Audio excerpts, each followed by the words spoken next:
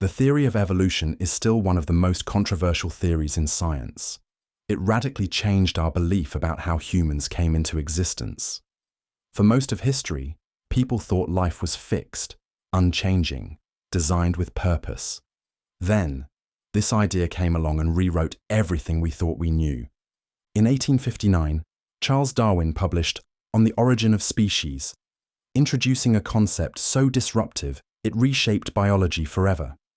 Evolution by natural selection. The idea was simple, but groundbreaking. Organisms with traits that help them survive and reproduce are more likely to pass on those traits. Over time, tiny changes accumulate, leading to entirely new species. This wasn't guided by any higher force, just the raw mechanics of survival.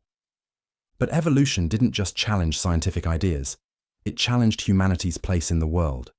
If we weren't created in our current form, what did that mean for our significance?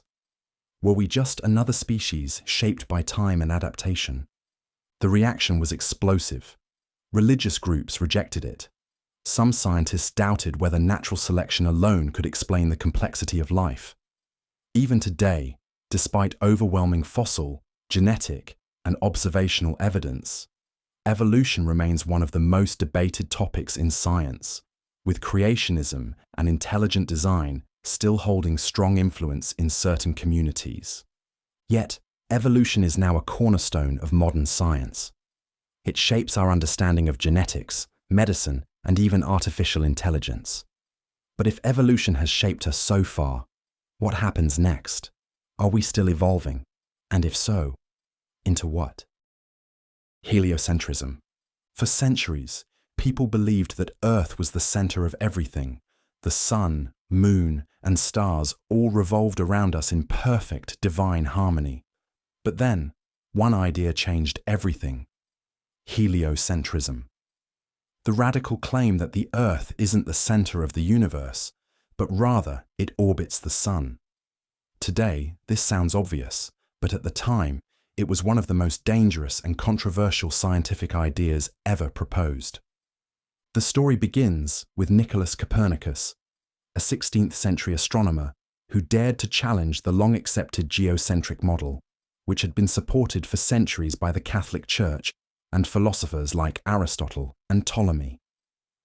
Copernicus argued that the Earth, along with the other planets, revolved around the sun. But this wasn't just an academic debate. This idea shook the foundations of power, religion, and humanity's place in the cosmos. At first, heliocentrism was dismissed as absurd. How could Earth be moving if we don't feel it? And if the sun is at the center, does that mean humans are just another insignificant part of the universe? These were terrifying thoughts for many. The Church declared heliocentrism heretical, and when Galileo Galilei later provided telescope evidence, showing moons orbiting Jupiter, proof that not everything revolved around Earth, he was tried for heresy and placed under house arrest. But truth has a way of winning. Over time, thanks to the work of Johannes Kepler, Isaac Newton, and generations of astronomers, the heliocentric model became undeniable. Today, it's the foundation of modern astronomy. Yet, the battle over heliocentrism wasn't just about planets. It was about how humans deal with uncomfortable truths. If history has taught us anything, it's that questioning what we think we know can be dangerous, but also the only way forward. String theory. This theory stands as one of the most debated concepts in modern science. Because if it's true, it could rewrite everything we know about the universe. It's an attempt to do something no other theory has managed: unify all the forces of nature into a single framework. Gravity, electromagnetism, nuclear forces, everything explained by one elegant equation. But there's a problem. Despite decades of research, we still have no proof that it's real. At its core, string theory proposes that everything in existence isn't made of tiny particles, but of even smaller, vibrating strings of energy. Different vibrations of these strings supposedly determine the properties of everything: mass, charge, even gravity itself. In theory, this could explain the fundamental structure of reality. But in practice, No one has ever seen a string, measured one, or found any direct evidence that they exist. And it gets even stranger. String theory doesn't work in the 3 or 4 dimensions we experience. It demands at least 11. Where are these extra dimensions? Some physicists believe they're curled up at subatomic scales, too small for us to detect. Others argue that if these extra dimensions were real, we should have seen their effects by now, but we haven't. Supporters of string theory see it as the best shot at a theory of everything, a framework that Einstein himself searched for in his final years.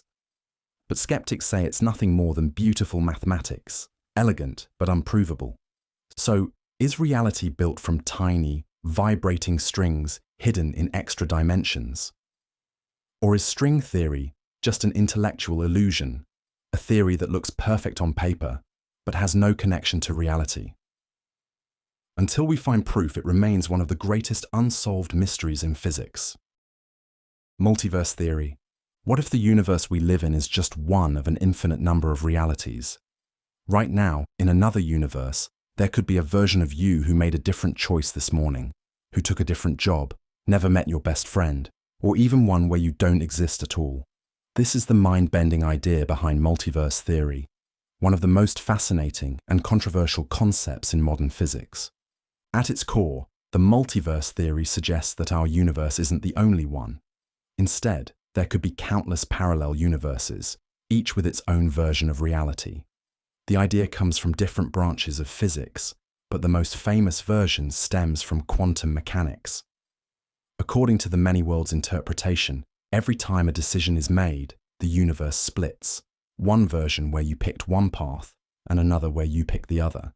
If true, it means every possibility, no matter how small, actually plays out somewhere. But this is where things get messy. There's no way to test it. Unlike other scientific theories, the multiverse doesn't offer predictions we can measure. How do you prove the existence of universes we can never interact with? Critics argue that if something can't be observed or tested, it doesn't belong in science, it belongs in philosophy. Even Stephen Hawking, while fascinated by the concept, warned that if we can never detect these parallel worlds, then the theory is meaningless. Still, some physicists defend the idea, arguing that certain equations in cosmology seem to suggest the existence of other universes. Some even believe that black holes could be gateways to parallel realities. But without proof, the multiverse remains trapped between science fiction and the very edges of theoretical physics. So, is reality truly just one of many possibilities, splitting infinitely with every decision? Or is the multiverse nothing more than a convenient way to explain the unknown?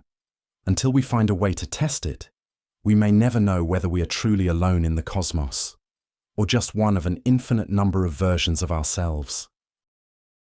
Holographic universe. The universe might not be what you think it is.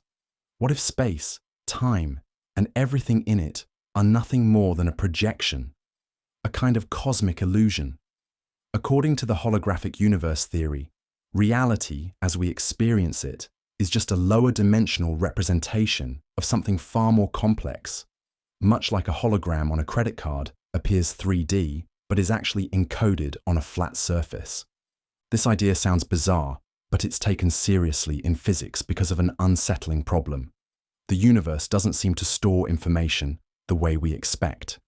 In the 1970s, physicist Jacob Bekenstein and later Stephen Hawking discovered that when information falls into a black hole, it doesn't disappear inside, as you'd expect. Instead, it seems to be encoded on the surface of the black hole, not within it. This led scientists to an eerie realization. What if this applies not just to black holes, but to the entire universe?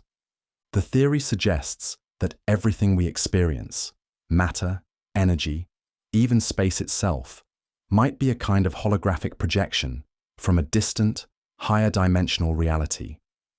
It's like a video game rendering a 3D world from lines of code on a 2D screen.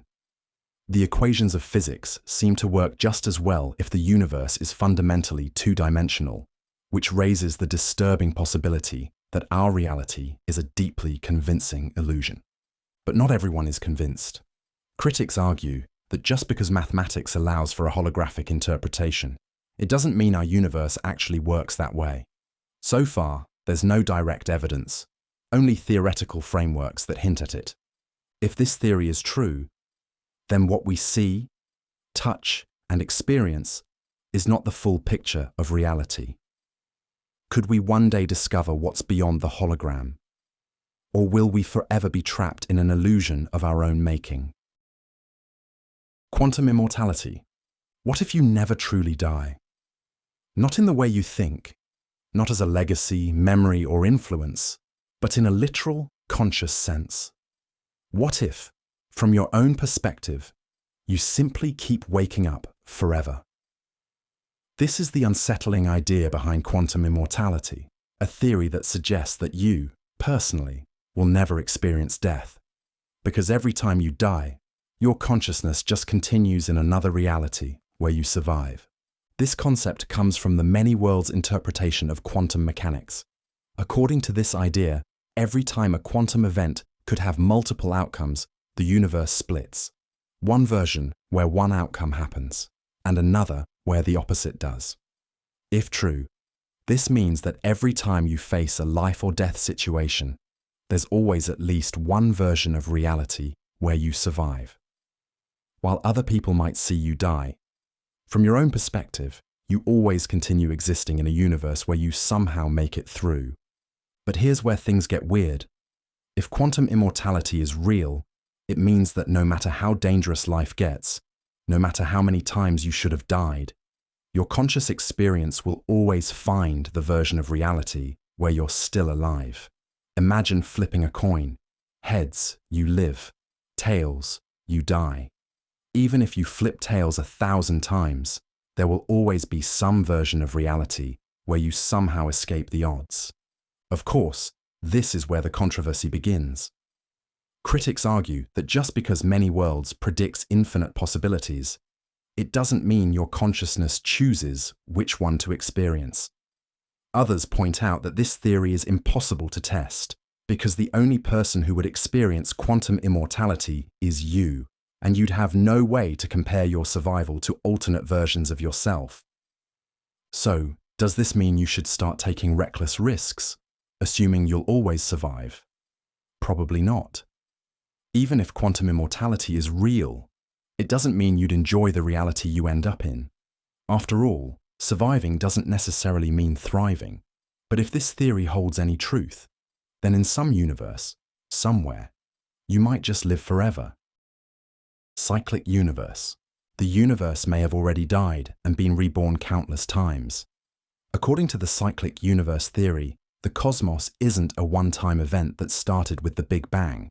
It's an endless loop of expansion, collapse, and rebirth. Unlike the standard Big Bang model, which suggests the universe will expand forever or eventually fade into a cold, empty void, the cyclic model proposes a more dramatic fate.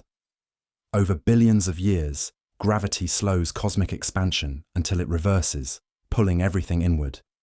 Galaxies collide, stars are crushed, and space itself collapses into a singularity, only for another Big Bang to ignite, birthing a new universe from the ashes of the old. The idea isn't just poetic, it's backed by serious physics. Some versions of the theory stem from string theory and quantum gravity, which suggests that the Big Bang wasn't the absolute beginning, but just one phase in an eternal cycle. If true, this could solve a major problem in cosmology: why the universe seems so finely tuned for life.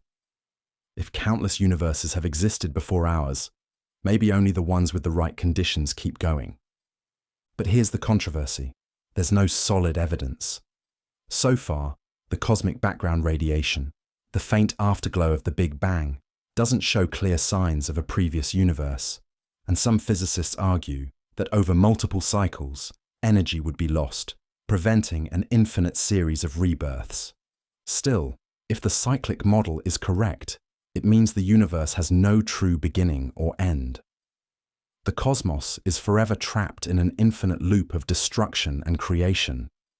But if that's the case, what came before the very first cycle? Or has there simply never been a beginning at all? Existence of white holes. Black holes are terrifying. Regions of space where gravity is so intense that nothing, not even light, can escape. But what if I told you there might be something even stranger, something that does the exact opposite? A cosmic object that spews out matter and energy instead of swallowing it. These theoretical objects are called white holes, and if they exist, they could change everything we know about the universe. A white hole is essentially a black hole in reverse. Instead of pulling everything in, a white hole would blast matter and radiation outward, making it impossible for anything to enter. Imagine a cosmic fountain, endlessly spraying energy and particles into space. But here's the catch. While black holes are well documented, no one has ever seen a white hole. They remain purely theoretical, emerging from Einstein's equations as a possible solution to general relativity. So why do scientists even consider them? Some theories suggest that white holes might be connected to black holes, forming a cosmic tunnel, what we commonly call a wormhole. Matter that falls into a black hole might not disappear forever, but instead be ejected out of a white hole in another part of the universe. Others propose that the Big Bang itself might have been a gigantic white hole, spewing out all the matter and energy that created our universe. But there's a problem. White holes, as described by Einstein's equations, seem unstable. They would collapse almost instantly under their own gravity, making them nearly impossible to exist in a real universe. Yet some physicists speculate that they could be disguised as certain types of gamma-ray bursts, or hidden in the strange behavior of quasars. So, do white holes exist, or are they just a mathematical curiosity? If we ever find one, it could mean the universe is far weirder and more connected than we ever imagined. Quantum mind. Consciousness is the biggest mystery in science. We know the brain is made of neurons, electrical signals, and biochemical reactions. But somehow, within all that, we experience thoughts, emotions, and self-awareness. How does something as physical as a brain create something as intangible as the mind? Some scientists believe the answer isn't in neuroscience at all, but in quantum mechanics. This is the quantum mind hypothesis, the idea that consciousness isn't just a product of neurons, but is tied to the strange and unpredictable world of quantum physics. It suggests that the human brain doesn't just function like a biological machine. It operates at a level where reality itself behaves unpredictably, where particles can exist in two places at once, and where the act of observation changes outcomes. One of the most famous versions of this theory comes from physicist Roger Penrose and anesthesiologist Stuart Hameroff, who proposed that tiny structures inside brain cells, called microtubules, might be processing quantum information. They argue that quantum effects inside these microscopic structures could explain the mysteries of human thought, intuition, and even free will, things that classical physics can't account for. But this theory is deeply controversial. Many neuroscientists reject it, arguing that the brain is too warm and wet for delicate quantum effects to last long enough to influence thought. Critics say the quantum mind idea is more philosophy than physics, a desperate attempt to explain consciousness without real experimental backing. Still, if quantum mechanics plays a role in consciousness, it could mean that the mind is more than just a biological machine. It could be something far stranger, something deeply connected to the fundamental nature of the universe itself. If true, this could change everything we think we know about what it means to be alive. But does quantum physics really hold the key to understanding the mind? Or are we just grasping for answers in the unknown? Time travel. Time might not be as rigid as we think. What if the past isn't locked away forever? What if the future has already happened, and we just haven't caught up yet? The idea of time travel has fascinated scientists and storytellers for centuries. But here's the real question. Is it actually possible? Physics doesn't rule it out entirely. Einstein's theory of relativity suggests that time isn't a fixed universal clock. It bends, stretches, and even slows down depending on how fast you move. The faster you travel, the slower time moves for you. This means that, technically, time travel into the future is not only possible, it's already been proven. Astronauts on the International Space Station experience time slightly slower than we do on Earth. After a long enough trip, they return to find that Earth has aged more than they have.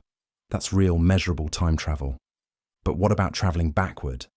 That's where things get messy. Some physicists propose that wormholes, hypothetical tunnels through spacetime, could create shortcuts between different moments in time. Others believe that if you could orbit a massive rotating black hole, you might twist spacetime enough to loop back into the past. The problem? We have no idea how to make it work. The energy requirements are enormous, and paradoxes like the grandfather paradox, where you could travel back and prevent your own existence, raise troubling logical contradictions. Some scientists argue that even if time travel were possible, the universe itself might prevent paradoxes from happening. Others believe that if time travel exists, we'd already see evidence of visitors from the future, but we don't. So is time travel a scientific possibility waiting to be unlocked, or just a fascinating illusion created by our limited understanding of time? Until we figure it out, the past stays out of reach. For now. Hard problem of consciousness. Science can explain how your brain works, but not why you experience it. Neurons fire, electrical signals flow, and chemicals transmit information. Yet somehow, from this machinery, emerges something completely different. Your subjective experience. The warmth of the sun, the taste of chocolate, the feeling of nostalgia. These aren't just data points, they are you. And the unsettling truth? We have no idea how this happens. This is the hard problem of consciousness, a term coined by philosopher David Chalmers. Unlike the easy problems of neuroscience, like understanding memory or perception, this question digs deeper. Why does brain activity create an inner experience? Why aren't we just biological robots processing inputs and outputs without a sense of being? Some believe consciousness is simply an illusion, a byproduct of the brain's complexity. Neuroscientists argue that as we map the brain further, we'll eventually explain subjective experience just as we have with other biological functions. But others think the problem goes much deeper, that science, as we know it, isn't equipped to answer it. Some theories suggest that consciousness isn't produced by the brain at all, that it might be a fundamental property of the universe, like space and time. Others propose panpsychism, the idea that even atoms and electrons contain some form of consciousness, building up to what we experience as awareness. The hard problem isn't just a puzzle, it challenges everything we think we know about reality. Are we just highly advanced biological machines? Or is consciousness something more, something science has yet to grasp? Until we solve this mystery, the true nature of you remains unknown. Origin of life. Life shouldn't exist. The universe is cold, chaotic, and indifferent. Yet here we are, thinking, breathing, questioning our own existence. But how did life actually begin? How did a lifeless planet, filled with nothing but chemicals, give rise to something as complex as DNA, cells, and eventually, us? This is the mystery of abiogenesis, the study of how life emerged from non-living matter. One of the most popular ideas is the primordial soup hypothesis, that billions of years ago, Earth's oceans were a chemical playground where lightning, heat, and time gradually transformed simple molecules into self-replicating life. The famous Miller-Urey experiment in 1953 showed that, under the right conditions, organic molecules, the building blocks of life, could form spontaneously. But turning chemicals into full-fledged life, that's where things get complicated. Some scientists believe life may have started in deep-sea hydrothermal vents, where hot, mineral-rich water created the perfect environment for complex chemistry. Others argue that life didn't start on Earth at all, but instead came from space, hitching a ride on asteroids in a process called panspermia. If true, this means life could be scattered across the universe, waiting to be found. But here's the controversy. We still don't know which, if any, of these theories are correct. Despite decades of research, no one has been able to replicate the leap from chemistry to biology. Did life emerge naturally through blind chance? Was it inevitable? Or are we missing something entirely? Until we find definitive proof, the origin of life remains one of the greatest unsolved mysteries of science, one that could change everything we know about our place in the universe. Technological singularity. There may come a moment when humans are no longer the most intelligent beings on Earth, a moment when artificial intelligence surpasses us, not just in speed, but in creativity, decision-making, and problem-solving. And once that happens, there's no turning back. This is the idea behind the technological singularity, a hypothetical point where AI advances so rapidly that it fundamentally transforms civilization, for better or for worse. The concept comes from futurist Ray Kurzweil, who predicts that by the mid-21st century, AI will become self-improving, designing even more powerful AI at an accelerating rate. This could lead to runaway intelligence growth, where machines surpass human comprehension, reshaping the world in ways we can't predict. Some believe this would be a golden age, where AI solves climate change, disease, and even mortality. Others fear it could mean the end of human control, an intelligence so advanced that it sees us as irrelevant, or worse, an obstacle. Critics argue that true AI consciousness is still a distant dream, and that fears of an AI takeover are more science fiction than science. But companies like OpenAI, Google DeepMind, and Tesla are already racing toward artificial general intelligence, AGI, machines that think, learn, and adapt like humans. If they succeed, the singularity may not be centuries away. It could be just decades from now. So, will AI become our greatest tool, unlocking possibilities beyond imagination? Or will we create something we can no longer control, rewriting the fate of humanity? If the singularity is coming, are we ready for what happens next? Panpsychism. What if consciousness isn't exclusive to humans? Not just animals, not just living things, but everything, from a grain of sand to the entire universe itself. This is the idea behind panpsychism, the controversial theory that consciousness isn't something that emerges from the brain. It's a fundamental feature of reality, woven into everything around us. This theory challenges one of the biggest mysteries in science. How does a collection of atoms in the brain create subjective experience? Neuroscientists argue that consciousness arises from complex neural activity, but no one can explain why certain brain processes generate thoughts and awareness, while a rock remains inert. Panpsychism offers a radical solution. What if everything, even particles, has some tiny degree of consciousness? Not that rocks think, but that they contain the raw ingredients of awareness, just in an unimaginably simple form. Some philosophers, like David Chalmers, support this idea, arguing that if consciousness suddenly emerges at some point in evolution, it raises the question, where did it come from? If the building blocks of life are unconscious, how does arranging them differently create experience? Panpsychism suggests that consciousness was never created. It was always there, in the simplest particles, evolving into complex awareness as systems became more advanced. Critics, however, see this as a philosophical loophole rather than a scientific theory. If everything has some level of consciousness, how do we measure it? How do we prove it? Without testable predictions, many scientists dismiss panpsychism as unscientific speculation. But if panpsychism is true, then consciousness isn't just something we have, it's something the entire universe is built from. If so, what does that say about reality, about intelligence, about us? Maybe, in some strange way, the universe isn't just observing us, we're all part of its consciousness too. Quantum entanglement. What if two objects could be connected, no matter how far apart they are, even on opposite ends of the universe? Measure one, and the other reacts instantly, faster than the speed of light. This isn't magic or science fiction. It's quantum entanglement, one of the strangest and most controversial ideas in physics. Even Albert Einstein was baffled by it, calling it spooky action at a distance. Here's how it works. When two quantum particles, like electrons or photons, become entangled, their properties become linked.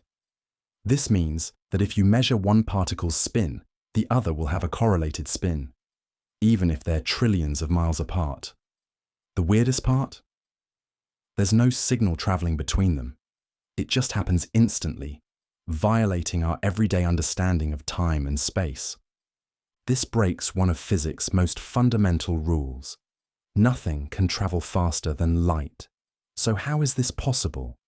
Some physicists believe that entangled particles aren't really separate at all, but rather part of a deeper, hidden reality where distance doesn't exist the way we perceive it. Others suggest that quantum information might be traveling through extra dimensions beyond our understanding.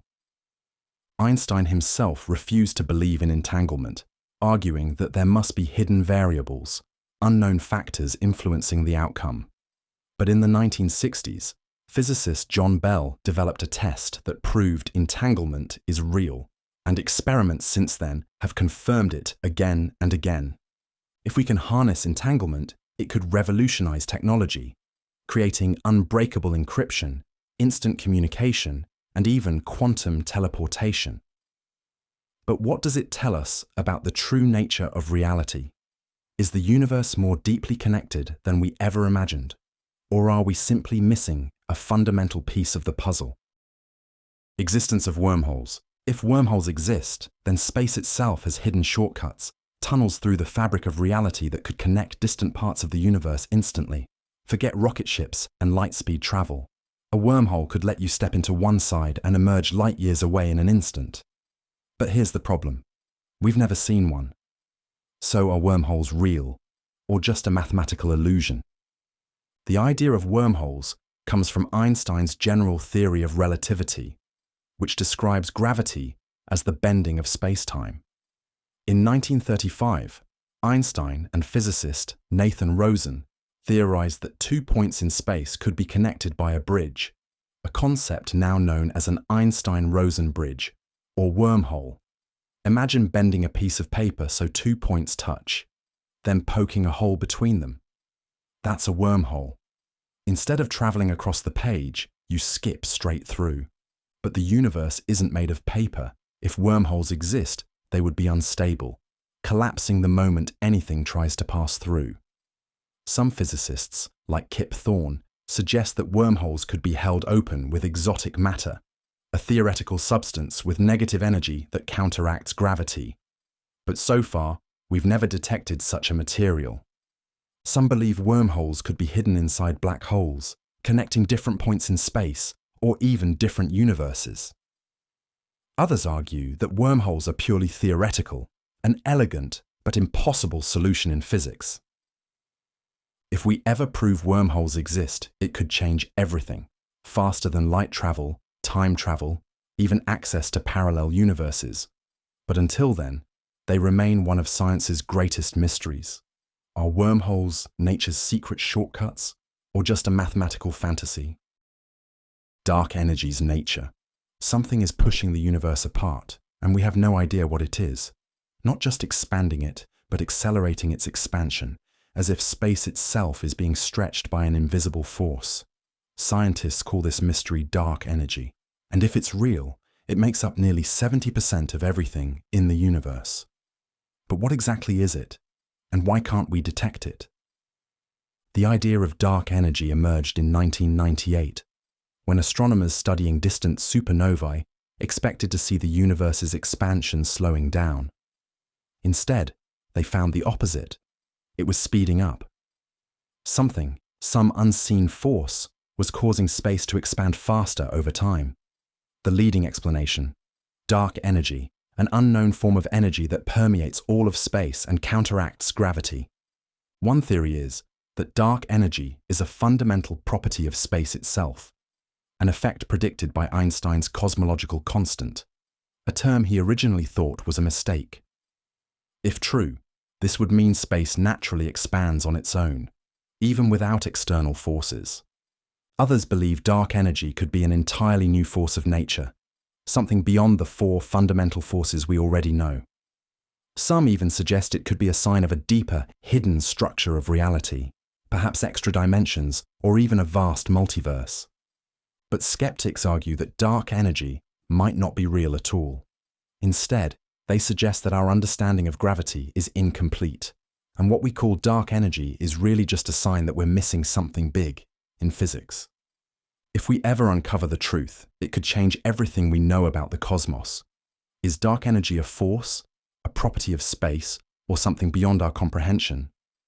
And if it's pushing the universe apart, what exactly is it pushing us toward? Extra dimensions. What if the universe is much bigger than we think, not in size, but in dimensions? We experience the world in 3 dimensions, length, width, and height, moving forward in time as a fourth, but some physicists believe there could be hidden dimensions all around us, so small and strange that we don't even notice them. If true, these extra dimensions could reshape our understanding of reality itself. The idea comes from string theory, which proposes that the fundamental building blocks of the universe aren't particles, but tiny vibrating strings. But for the math to work, these strings need more than just 4 dimensions to exist, possibly 10, or even 11. Where are they? According to one idea, they could be curled up at unimaginably small scales, like tiny loops woven into the fabric of space itself. Some physicists believe these extra dimensions could explain one of the greatest mysteries in physics, why gravity is so weak. Compared to the other forces of nature, gravity is absurdly weak. You can lift a paperclip with a tiny magnet, even though an entire planet's gravity is pulling it down. What if gravity isn't weak at all, but just leaking into hidden dimensions beyond our perception? Skeptics argue that extra dimensions are just a mathematical trick, useful in equations, but with no real evidence. However, experiments at the Large Hadron Collider are searching for signs of extra dimensions, like tiny black holes or missing energy from particles vanishing into unseen spaces. If we ever prove extra dimensions exist, it would rewrite the laws of physics. Could higher dimensions hold the key to time travel? Parallel universes? A deeper reality we can't yet perceive? And if these dimensions are real, what might already be living in them? Unified theory of everything. What if every law of physics, every force, every particle, every phenomenon could be explained by a single equation? A theory so powerful that it unifies everything from black holes to quantum mechanics into one elegant framework. Physicists call this the theory of everything, and it's the ultimate prize in science. But despite decades of searching, no one has found it. Right now, physics is split between 2 wildly successful but completely incompatible theories. General relativity, Einstein's masterpiece, explains gravity and the large-scale structure of the universe, planets, stars, galaxies. But at the microscopic level, quantum mechanics governs atoms and particles, and it plays by entirely different rules. The problem? These 2 theories don't agree. They work perfectly in their own domains, but when combined, especially in extreme places like the center of a black hole, they break down. So, what's missing? Some believe that string theory holds the key. Instead of treating particles as tiny points, string theory suggests they are vibrating strings in a multidimensional universe. If true, it could naturally unify gravity with quantum physics. Others propose loop quantum gravity, which suggests that space itself is made of tiny, indivisible loops, resolving the clash between relativity and quantum mechanics. But skeptics argue that a theory of everything might not even exist, that the universe could be governed by separate, irreconcilable laws. And even if a unifying theory is possible, would we even recognize it if we found it? If we ever discover the theory of everything, it could unlock the deepest secrets of existence. But what if the ultimate answer is that reality is more fragmented than we ever imagined? Measurement problem. At the smallest scale of reality, the mere act of observing something changes what it is. This isn't a philosophical idea. It's a real proven phenomenon in quantum physics known as the measurement problem, and it's one of the biggest unsolved mysteries in science. If true, it suggests that reality isn't fully determined until it's measured, which raises the question, does the universe exist in a definite state when no one is looking? The problem starts with quantum superposition, the idea that tiny particles, like electrons, can exist in multiple states at once. This is famously demonstrated by Schrödinger's cat thought experiment, where a cat in a box is both alive and dead until someone looks inside. But this isn't just a weird theoretical paradox. Experiments with real particles confirm that before measurement, their properties aren't fixed. They exist as probabilities. The moment they're measured, though, they suddenly collapse into a single state. Why does this happen? That's the problem. What exactly about measurement forces reality to choose a state? Some physicists argue that consciousness itself plays a role, that reality needs an observer to exist. Others think the act of measurement disturbs the system, forcing a result. A more radical idea is the many worlds interpretation, which suggests that instead of collapsing, every possibility happens, splitting the universe into infinite parallel timelines. But if the measurement problem remains unsolved, then the nature of reality itself is still an open question. Is the universe real on its own, or does it only become real when we look at it? And if that's true, what else is out there waiting to be observed? Determinism versus indeterminism. Is your future already set in stone, or do you truly have the power to choose? This is the core of one of the deepest debates in philosophy and science, determinism versus indeterminism. If determinism is correct, every decision you make, every thought, every action, is simply the inevitable result of everything that came before it. But if indeterminism is true, then randomness and free will might shape reality in ways we can't predict. For centuries, determinism ruled the way we saw the universe. Newton's laws painted a picture of a mechanical cosmos, where every event is just a domino falling in a chain of cause and effect. If you had enough information about the present, you could predict the future with absolute certainty. No surprises, no real choices, just the cold march of physics. But then came quantum mechanics, and suddenly, nature wasn't so predictable anymore. At the tiniest scales, particles don't move in perfect predetermined paths. Instead, they behave randomly. Their position, spin, and momentum are all probabilities until they're measured. Some physicists argue that this breaks determinism, introducing true randomness into reality. Others push back, saying that even if quantum events appear random, they might be governed by hidden rules we just don't understand yet. And if randomness exists, does that really mean we have free will? Or are we just rolling dice instead of following a script? So which is it? Are we just acting out a script written by physics? Or is there room for real choice in the universe? If everything is determined, does that mean responsibility, meaning, and morality are just illusions?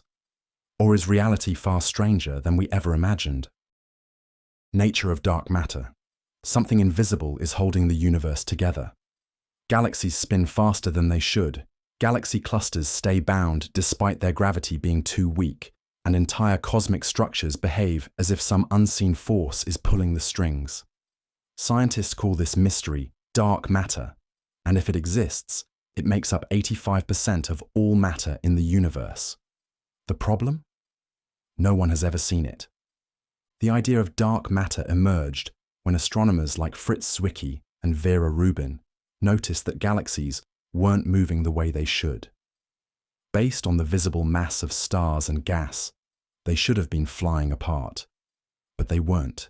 Something invisible, was adding extra gravity, holding them together. So, what is it? The leading theory suggests that dark matter is made of exotic particles that barely interact with normal matter except through gravity. Candidates like WIMPs, weakly interacting massive particles, or axions have been proposed. But decades of experiments haven't found a single trace of them. Some physicists believe dark matter might not exist at all. Instead, they argue that our understanding of gravity is flawed, that a new theory of gravity could explain the missing mass without the need for invisible particles. But so far, dark matter remains the best explanation for the strange behavior we see on cosmic scales. If we ever discover what dark matter really is, it could completely change our understanding of the universe. Is it a hidden particle, a new force of nature, or something beyond our comprehension? And if it makes up most of the cosmos, what else is lurking in the dark? Gaia Hypothesis. What if Earth isn't just a planet, but a living, self-regulating organism? This is the Gaia Hypothesis, the idea that life doesn't just exist on Earth, it shapes it, creating feedback loops that maintain the conditions necessary for life itself. At first, this sounds almost mystical, but it's a serious scientific proposal that challenges how we see our relationship with the planet. First introduced by James Lovelock in the 1970s, the Gaia Hypothesis suggests that Earth's atmosphere, oceans, and ecosystems work together like a vast, self-regulating system. Take oxygen, for example. It makes up about 21% of our air, perfect for life. Too much more, and fires would rage uncontrollably. Too much less, and complex life wouldn't survive. So why has this delicate balance remained stable for millions of years despite natural disasters, asteroid impacts, and climate shifts? According to the Gaia Hypothesis, life itself adjusts conditions to keep the planet habitable. This idea sparked intense debate. Some scientists saw it as a poetic metaphor rather than a testable theory, while others embraced it as a radical way to rethink Earth's systems. Critics argue that natural selection doesn't work at the planetary scale. Organisms evolve to survive, but the planet itself isn't alive in any scientific sense. Others counter that Gaia's feedback loops are real, seen in how forests regulate rainfall or how plankton influence cloud formation. If the Gaia Hypothesis is correct, it means Earth isn't just a passive rock floating in space. It's an active participant in the evolution of life. But if we disrupt these delicate feedback loops too much, could Earth stop working in our favor? And if planets can regulate themselves, could life be shaping other worlds across the universe? Lamarckian Evolution. What if giraffes didn't evolve long necks because of random mutations, but because their ancestors stretched their necks higher and passed that ability down? This idea, Lamarckian evolution, was once laughed out of biology, but today it's making a surprising comeback. Proposed by Jean-Baptiste Lamarck in the early 1800s, this theory suggested that organisms could pass on traits they acquired during their lifetime. A blacksmith's son, for example, might inherit stronger muscles because his father spent years working metal. This idea made sense at the time, but then Darwin's theory of natural selection came along, arguing that evolution happens through random genetic mutations, not because an organism wants or needs to change. Eventually, Mendelian genetics proved that DNA doesn't work the way Lamarck thought, and his theory was dismissed as an outdated relic. But here's where things get weird. Recent discoveries in epigenetics suggest that Lamarck might not have been entirely wrong. Studies show that environmental factors, like stress, diet, or trauma, can cause chemical changes to DNA that affect how genes are expressed. These changes don't alter the genetic code itself, but can be inherited for multiple generations. This has been observed in plants, animals, and even humans, suggesting that life experiences might, in a way, shape future generations. Does this mean Lamarckian evolution was right all along? Not exactly. Natural selection remains the dominant force in evolution, but epigenetics proves that traits can sometimes be passed down in ways Darwin never imagined. So, is evolution purely random, or do organisms influence their own future in ways we're only beginning to understand?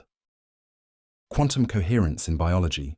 What if some of life's deepest mysteries, like how birds migrate, how our brains process thoughts, or even how plants capture sunlight, aren't just biology, but quantum physics at work? This is the strange and controversial idea behind quantum coherence in biology, a theory suggesting that living systems might harness the bizarre effects of quantum mechanics to function in ways we don't yet fully understand. Quantum coherence is when particles, like electrons or photons, exist in a superposition, essentially being in multiple states at once.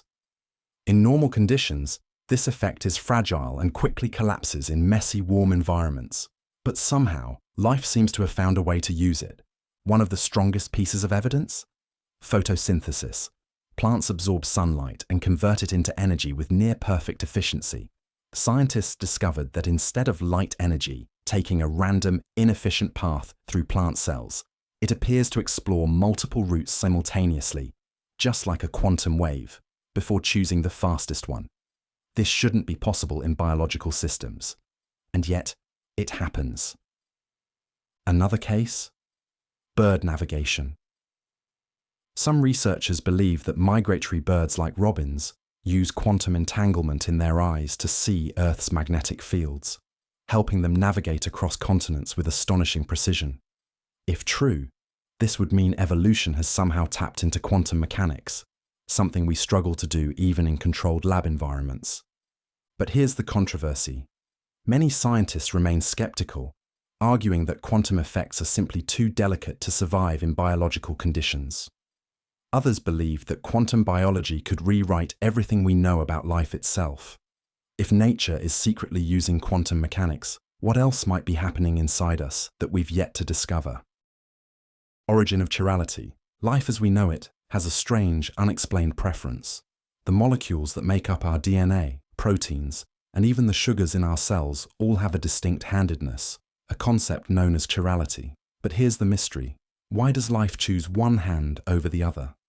Chirality means that some molecules exist in two mirror image forms, like your left and right hands. In theory, both versions should be equally likely to occur in nature. Yet life on Earth only uses one type. Our amino acids, the building blocks of proteins, are left-handed, while sugars in DNA are right-handed. If chemistry doesn't favor one over the other, how did this imbalance begin? Scientists have debated this for decades, and several competing theories have emerged. One idea suggests that cosmic rays or polarized light from space could have subtly influenced early organic molecules, tipping the scales toward one type of chirality. Another theory proposes that an ancient asteroid carrying asymmetric molecules crashed into Earth, seeding life with a built-in preference. Some even argue that chirality could be a random accident, a choice life made long ago that just stuck. But the real controversy? If we found alien life, would its chemistry be the same as ours? Or could an entirely different world be built on opposite-handed molecules, making their biochemistry completely incompatible with ours? If chirality shaped the foundation of life on Earth, what else might it determine across the universe? Room temperature superconductivity. Imagine a world where electricity flows with zero resistance, no heat, no energy loss, no wasted power. That's the dream of room temperature superconductivity, a phenomenon that could revolutionize technology, from power grids to quantum computers. But here's the catch. It might already exist, or it might be a total illusion. Superconductors are materials that, under certain conditions, conduct electricity perfectly, but only at extremely low temperatures, often near absolute zero. This makes them impractical for everyday use. Scientists have spent decades searching for a way to make superconductors work at room temperature, and in 2020, a breakthrough was announced. A material that appeared to remain superconducting at 15 degrees Celsius. It was hailed as a game changer until skepticism set in. The controversy: reproducibility. Many physicists couldn't replicate the results, and doubts grew over whether the data had been misinterpreted, or worse, manipulated. Some accused researchers of jumping the gun, while others saw the backlash as scientific gatekeeping, resisting new ideas because they challenged long-held beliefs. But if room temperature superconductivity is real, the implications are enormous. Imagine power grids with zero energy loss, maglev trains that defy friction, or computers that run without overheating. The world's energy problems could be transformed overnight. So, are we on the brink of a technological revolution? Or is the promise of room temperature superconductivity just another scientific mirage? If proven real, it could change everything. But if it's a mistake, It'll go down as one of the greatest false alarms in modern physics. Artificial general intelligence. What happens when artificial intelligence stops being just a tool and starts thinking like us? This is the promise and the fear of artificial general intelligence, AGI, a machine capable of reasoning, learning, and adapting just like a human. Some believe AGI will solve humanity's biggest problems. Others think it could mark our extinction. Unlike today's AI, which is designed for specific tasks, like recognizing faces, generating text, or driving cars, AGI would be able to think flexibly across multiple domains. It wouldn't just follow instructions, it would create its own solutions, form goals, and possibly even develop self-awareness. But here's the controversy. Can it even happen? Some experts argue that intelligence is more than just raw computing power. Conscious thought, creativity, and emotions are deeply tied to biological processes we still don't fully understand. What if intelligence can't be replicated in silicon? Others believe it's just a matter of time. Once AI reaches a certain level of complexity, true general intelligence will emerge naturally. Then there's the existential debate. Optimists envision AGI ushering in an era of abundance, solving climate change, curing diseases, and making human labor obsolete. But skeptics warn of a runaway intelligence explosion where AGI rapidly surpasses human capability, making decisions we can't predict or stop. So, will AGI be our greatest invention or our biggest mistake? If we do create something as smart as us or smarter, how do we make sure it remains on our side? Fate of the universe.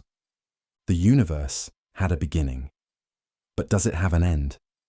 That's one of the biggest unanswered questions in cosmology, and depending on who you ask, the fate of everything could range from a slow, freezing death to an apocalyptic cosmic collapse.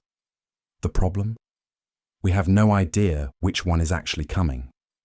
Scientists generally agree that the universe is expanding, galaxies are rushing away from each other, and space itself is stretching. But what happens next depends on the unseen forces at play. Will expansion continue forever? Will it slow down? Or will it reverse entirely? One theory, called the Big Freeze, suggests that expansion will never stop. Over billions, then trillions of years, galaxies will drift so far apart that light itself won't reach between them. Stars will burn out, black holes will evaporate, and the universe will become a dark, empty void, a slow and lonely death. Then there's the opposite idea, the Big Crunch. If gravity proves stronger than expansion, the universe might eventually reverse course, collapsing in on itself until everything is crushed into a single, infinitely dense point, just like the Big Bang, but in reverse. Some believe this cycle could repeat endlessly, leading to an infinite series of rebirths. And then there's the most violent scenario, the Big Rip. If dark energy keeps accelerating expansion, there may come a point where even atoms are torn apart. Space-time itself could unravel, ending everything in a final catastrophic explosion. So, will the universe fade away, collapse, or rip itself apart? The answer may determine the ultimate fate of existence, and whether anything ever comes after. Nuclear fusion feasibility. What if we could power the world with the same energy that fuels the sun? No more fossil fuels, no dangerous radioactive waste, just endless, clean energy. That's the promise of nuclear fusion, a technology that has been 30 years away for nearly a century. But is it really possible? Or is it just a futuristic dream that will never be realized? Unlike nuclear fission, which splits atoms apart and produces dangerous waste, fusion works by forcing atoms together, just like what happens in the core of the sun. Theoretically, it could provide limitless energy using just hydrogen from seawater. But there's a catch. The temperatures needed to make fusion happen are hotter than the center of the sun, over 100 million degrees Celsius. So far, no one has managed to create a fusion reactor that produces more energy than it consumes. The problem is control. creating a miniature sun on Earth means containing a superheated plasma without letting it touch anything, because the moment it does, it vaporizes the reactor walls. Scientists have tried using massive magnets, complex lasers, and other techniques, but the breakthrough remains elusive. Some believe fusion is inevitable, a matter of engineering, not physics. Others argue it will always be too expensive and impractical, making solar and wind a better bet for clean energy. And then there's the wild card. What if fusion technology becomes so advanced it leads to a new arms race? If nuclear fusion is possible, it could change civilization forever. The question is, will we ever reach the point where we can actually use it? Or will it remain an impossible dream? Origin of cosmic rays. Right now, an invisible storm of high-energy particles is passing through your body. These particles, known as cosmic rays, come from deep space, traveling at nearly the speed of light. Some of them have more energy than anything humans have ever created. And yet, we have no idea where they come from. Cosmic rays were first discovered in the early 20th century when scientists noticed that radiation levels increased the higher they went into the atmosphere. But that was just the beginning of the mystery. These particles hit Earth's atmosphere with mind-boggling amounts of energy, far beyond what even our most powerful particle accelerators can achieve. Where do they originate? What force in the universe is powerful enough to launch them across galaxies? Some theories suggest supernova explosions, the violent deaths of stars, are cosmic ray factories, flinging particles at near-light speeds. Others point to black holes or neutron stars, whose extreme gravitational forces could accelerate particles to unimaginable velocities. And then there's the more exotic idea that cosmic rays might be signatures of entirely new physics, perhaps even evidence of dark matter interactions, or relics from the Big Bang itself. What makes this even stranger is that some ultra-high energy cosmic rays don't seem to follow any obvious path back to a source. They appear to come from nowhere. This has led to wild speculation, from unknown astrophysical objects to entirely new forces of nature at play. Until we unravel this cosmic mystery, one thing is certain. The universe is throwing particles at us with unimaginable energy, and we still don't know who or what is throwing them. Could the answer redefine our understanding of the universe? Or are we chasing ghosts in the void? Limits of human lifespan. What if the biggest limit on your life isn't disease, accidents, or bad habits, but an invisible expiration date written into your biology? For centuries, humans have dreamed of extending life indefinitely. But is there a hard ceiling on how long we can live? Right now, the longest verified human lifespan belongs to Jean Calment, who lived to be 122 years old. But is that the upper limit? Or can we push beyond it? Biologists argue that aging is a biological program deeply embedded in our cells. Over time, DNA damage accumulates, cellular repair slows down, and essential systems break down. Some scientists claim that no matter how advanced medicine becomes, human bodies simply cannot sustain life beyond 120 to 150 years. Even with perfect health, cells eventually reach a state where they can no longer divide, known as the Hayflick limit, essentially putting a biological clock on life itself. But not everyone agrees. Longevity researchers believe that aging is just another disease, one that can be slowed, stopped, or even reversed.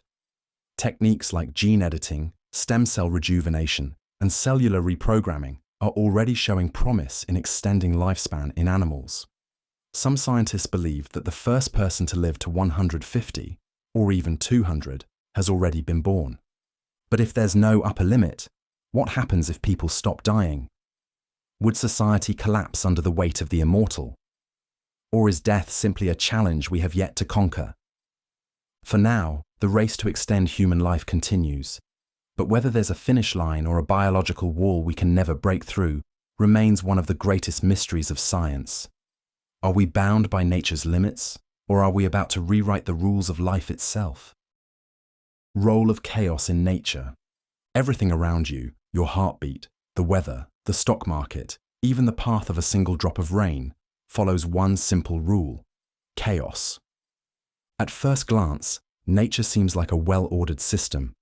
The planets orbit predictably, seasons change on time, and life follows patterns of birth and decay. But beneath that order, chaos reigns. The smallest disturbance, a butterfly flapping its wings, a slight shift in ocean currents, can set off a chain reaction of unpredictable consequences. This is the essence of chaos theory, the idea that nature is far less stable and predictable than we like to believe. The weather is the perfect example. Meteorologists use vast amounts of data to predict storms, but beyond a few days, accuracy collapses. That's because even tiny changes in temperature, humidity, or wind speed can send the atmosphere spiraling into unexpected patterns. It's not randomness, it's chaotic determinism. The system follows rules, but those rules are so sensitive that tiny changes lead to vastly different results. Some scientists argue that chaos is not just a side effect of nature, it's the driving force behind evolution, climate patterns, and even human behavior. Without chaos, life might never have emerged in the first place. Mutations in DNA, random, chaotic changes, fuel evolution. Unpredictable disasters reshape ecosystems, forcing adaptation. Chaos doesn't destroy order, it creates it. But not everyone sees it that way. Some physicists believe that even the most chaotic systems are just highly complex, but ultimately predictable, that if we had enough information, we could foresee every outcome. Others argue that true randomness exists, that some things are inherently unknowable. So, does chaos mean nature is fundamentally unpredictable, or are we simply missing the deeper patterns hidden beneath the apparent randomness? If the universe itself was born from chaos, does that mean we live in an unpredictable world, or one that only appears that way until we learn how to read its patterns? Causes of neurodegenerative diseases. What if your own brain was working against you, slowly unraveling everything that makes you, you? Neurodegenerative diseases like Alzheimer's, Parkinson's, and ALS are among the most terrifying conditions known to science. They strip away memory, movement, and identity itself. But despite decades of research, we still don't fully understand what causes them. Are they the result of genetics, environmental exposure, a fundamental flaw in how the brain ages? The truth is, we're still piecing together the puzzle, and every answer only seems to bring more questions.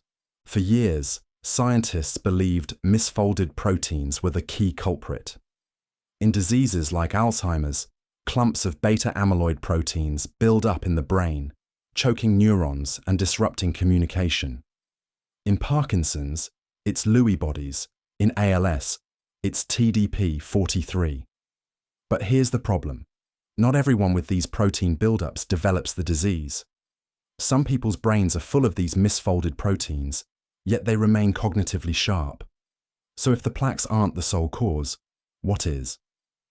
Another theory points to inflammation, the brain's own immune system turning against itself, attacking neurons instead of protecting them.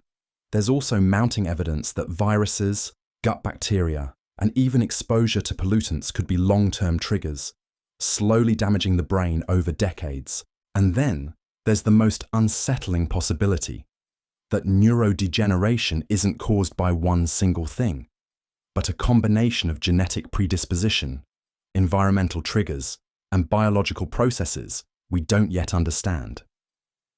If we can crack the mystery of what truly causes neurodegenerative diseases, we could change millions of lives. But what if the answer isn't just one thing, but everything at once? Causes of autism. Autism is one of the most misunderstood conditions in science. We know it affects how people think, interact, and perceive the world, but what actually causes it? That question has fueled some of the most heated debates in medicine and neuroscience. For decades, the leading theory has been genetics. Studies show that autism tends to run in families, and scientists have identified hundreds of genes linked to autistic traits. But here's the problem. No single gene causes autism. Some people with these genes never develop it, while others do without a clear genetic cause. So genetics alone can't be the whole story. That's where environmental factors come in. Researchers have explored everything from prenatal exposure to toxins, viral infections during pregnancy, complications at birth, and even differences in gut bacteria.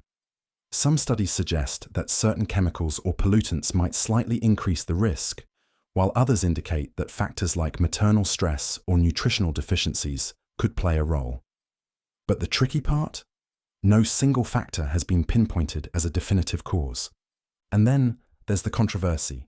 For years, misinformation linked vaccines to autism, a claim that's been thoroughly debunked by decades of research. Yet, the myth persists, overshadowing real scientific inquiry into the condition. So what's the truth? Right now, the best explanation is that autism is caused by a complex interplay of genetics and environmental influences. Some scientists believe it's not just about risk factors, but about how the brain develops differently in early life. The real challenge isn't just understanding autism's causes, it's understanding the diverse ways it manifests. If autism isn't one thing but many, how do we even begin to define it? Interpretation of quantum mechanics. Reality might not work the way you think it does. In fact, the universe at its most fundamental level might not even decide what's real until someone observes it. This is the bizarre world of quantum mechanics, and for over a century, scientists have been trying to figure out what it really means. At the heart of this mystery is something called the wave function, a mathematical description of all the possible states a quantum particle can exist in. But here's where things get weird. A particle doesn't seem to choose a single state until it is observed. Before that, it exists in a superposition, essentially being in multiple places or states at once. The moment it's measured, boom, reality snaps into a definite state. But why? That's where the interpretations of quantum mechanics come in. Some physicists argue that wave function collapse is real, that the act of observation literally forces nature to pick an outcome. This is known as the Copenhagen interpretation, the standard view for decades. But others reject this idea completely. One alternative? The many worlds interpretation, which suggests that reality never chooses one outcome. Instead, every possible outcome happens, splitting into separate universes. In one world, Schrödinger's cat is alive. In another, it's dead. This idea, once seen as science fiction, is now seriously debated. Then there's Bohmian mechanics, which says particles always have definite positions, but they are guided by a mysterious pilot wave that we can't directly observe. It makes quantum mechanics behave more like classical physics, just with a hidden layer beneath reality. Each interpretation raises its own paradoxes, and no one can agree on which, if any, is correct. But if quantum mechanics truly describes reality, then what is reality? And does the universe only exist when we look at it? Age of the Earth. The Earth is old. But how old? The answer might seem obvious. Scientists say it's about 4.54 billion years old. But believe it or not, this question has been at the center of one of the most heated scientific and philosophical debates in history. For most of human civilization, people believed the Earth was relatively young. Ancient cultures, religious texts, and scholars estimated the planet to be only a few thousand years old. Even in the 17th century, James Ussher, an Irish archbishop, famously calculated that Earth was created in 4004 BCE, using biblical genealogies as his guide. For centuries, this was widely accepted in the Western world. Then, geology came along and threw a wrench into everything. In the 18th and 19th centuries, scientists like James Hutton and Charles Lyell studied rock layers and fossils, realizing that the slow processes shaping the Earth, like erosion, mountain formation, and sedimentation, must have taken millions, if not billions, of years. The idea that the Earth was vastly older than previously thought gained traction. The real breakthrough came with radiometric dating in the 20th century. By measuring the decay of radioactive elements in rocks, scientists pinned down the age of Earth to about 4.54 billion years, give or take a few million. This method has been confirmed repeatedly using different dating techniques, from lunar samples to meteorites. But the controversy isn't entirely settled. Young Earth creationists reject these findings, arguing that radiometric dating is flawed and that the Earth is still only a few thousand years old. On the other hand, some researchers propose that our models of planetary formation might still be missing pieces. So, is Earth really 4.54 billion years old? Almost all scientific evidence says yes, but what if we've barely scratched the surface of the planet's true history? Effectiveness of alternative medicine. Modern medicine saves lives. But what about alternative medicine? Some say it's a natural, holistic approach to healing that pharmaceutical companies don't want you to know about. Others argue that it's nothing more than pseudoscience, preying on desperate people looking for hope. The debate over alternative medicine is one of the most heated in the world of health and science. Alternative medicine covers everything from herbal remedies and acupuncture to homeopathy and energy healing. Many traditional practices, like Chinese medicine and Ayurveda, have been around for thousands of years, far longer than modern pharmaceuticals. Supporters claim that these treatments work in harmony with the body, treating the root cause of illness rather than just symptoms. But here's where things get complicated. Scientific studies have tested many forms of alternative medicine, and the results are mixed. Some, like meditation and certain herbal supplements, have shown real benefits. Others, like homeopathy, which dilutes substances until not a single molecule remains, are scientifically implausible. The biggest issue? Many alternative treatments haven't been rigorously tested in controlled clinical trials, making it hard to separate placebo effects from real efficacy. Critics argue that relying on unproven treatments can be dangerous. If someone chooses herbs or energy healing over chemotherapy for cancer, the consequences can be fatal. But on the flip side, modern medicine doesn't have all the answers either. Alternative therapies often step in where conventional treatments fall short, especially in pain management and mental health. So, does alternative medicine work? The answer isn't simple. Some treatments have merit, others are outright scams. The real challenge is figuring out where to draw the line between ancient wisdom and modern science. Should we be more open-minded or more skeptical? Origin of language. If you're watching this, it means you understand language. But have you ever wondered, where did language actually come from? Who was the first human to string words together, and how did meaningless sounds evolve into the thousands of languages spoken today? The origin of language is one of the biggest unsolved mysteries in science, and it's more controversial than you might think.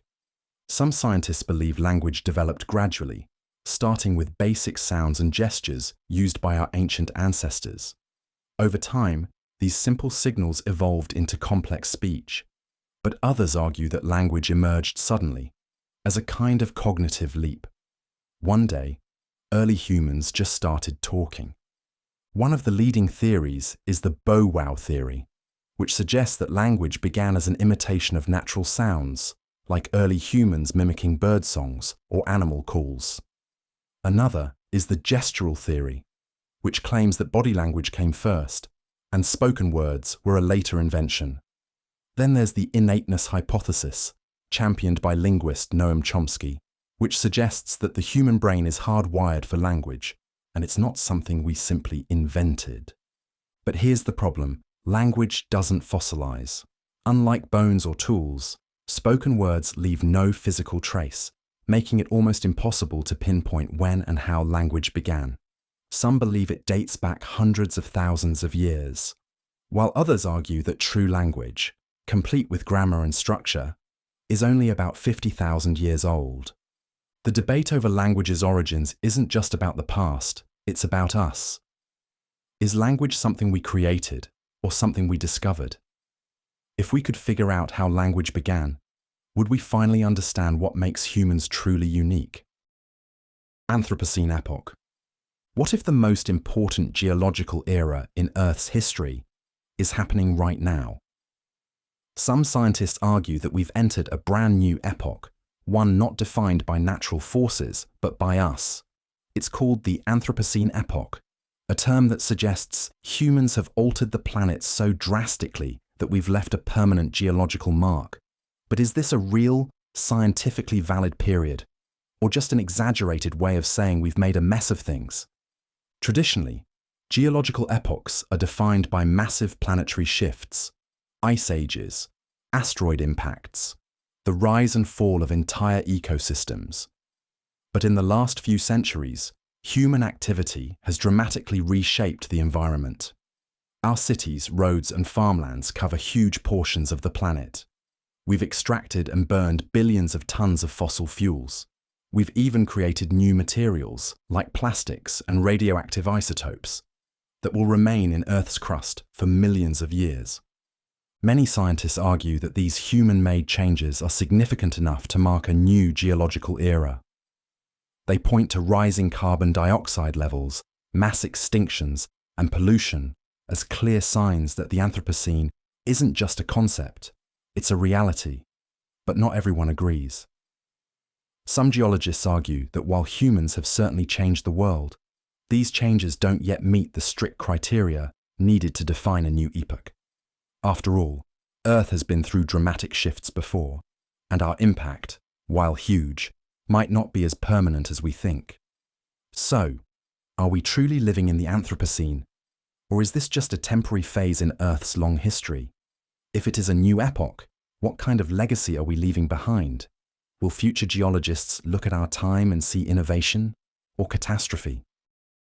Future of Earth's magnetic field. Earth's magnetic field is our invisible shield, protecting us from deadly cosmic radiation and solar storms. But what if I told you that this shield is weakening, and might even flip entirely? The future of Earth's magnetic field is one of the biggest scientific mysteries, and it's a topic filled with controversy, speculation, and a lot of unanswered questions. Every few 100,000 years, Earth's magnetic poles switch places. North becomes south, and south becomes north. It's happened many times in the past, but here's the concerning part.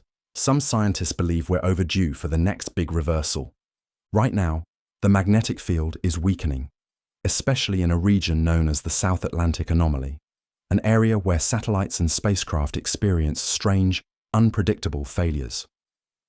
Some researchers think this could be an early sign that a pole reversal is coming.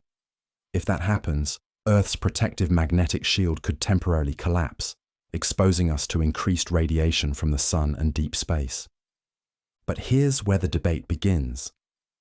Some scientists argue that while the magnetic field is shifting, reversals take thousands of years to complete, meaning we might not see any major effects in our lifetime.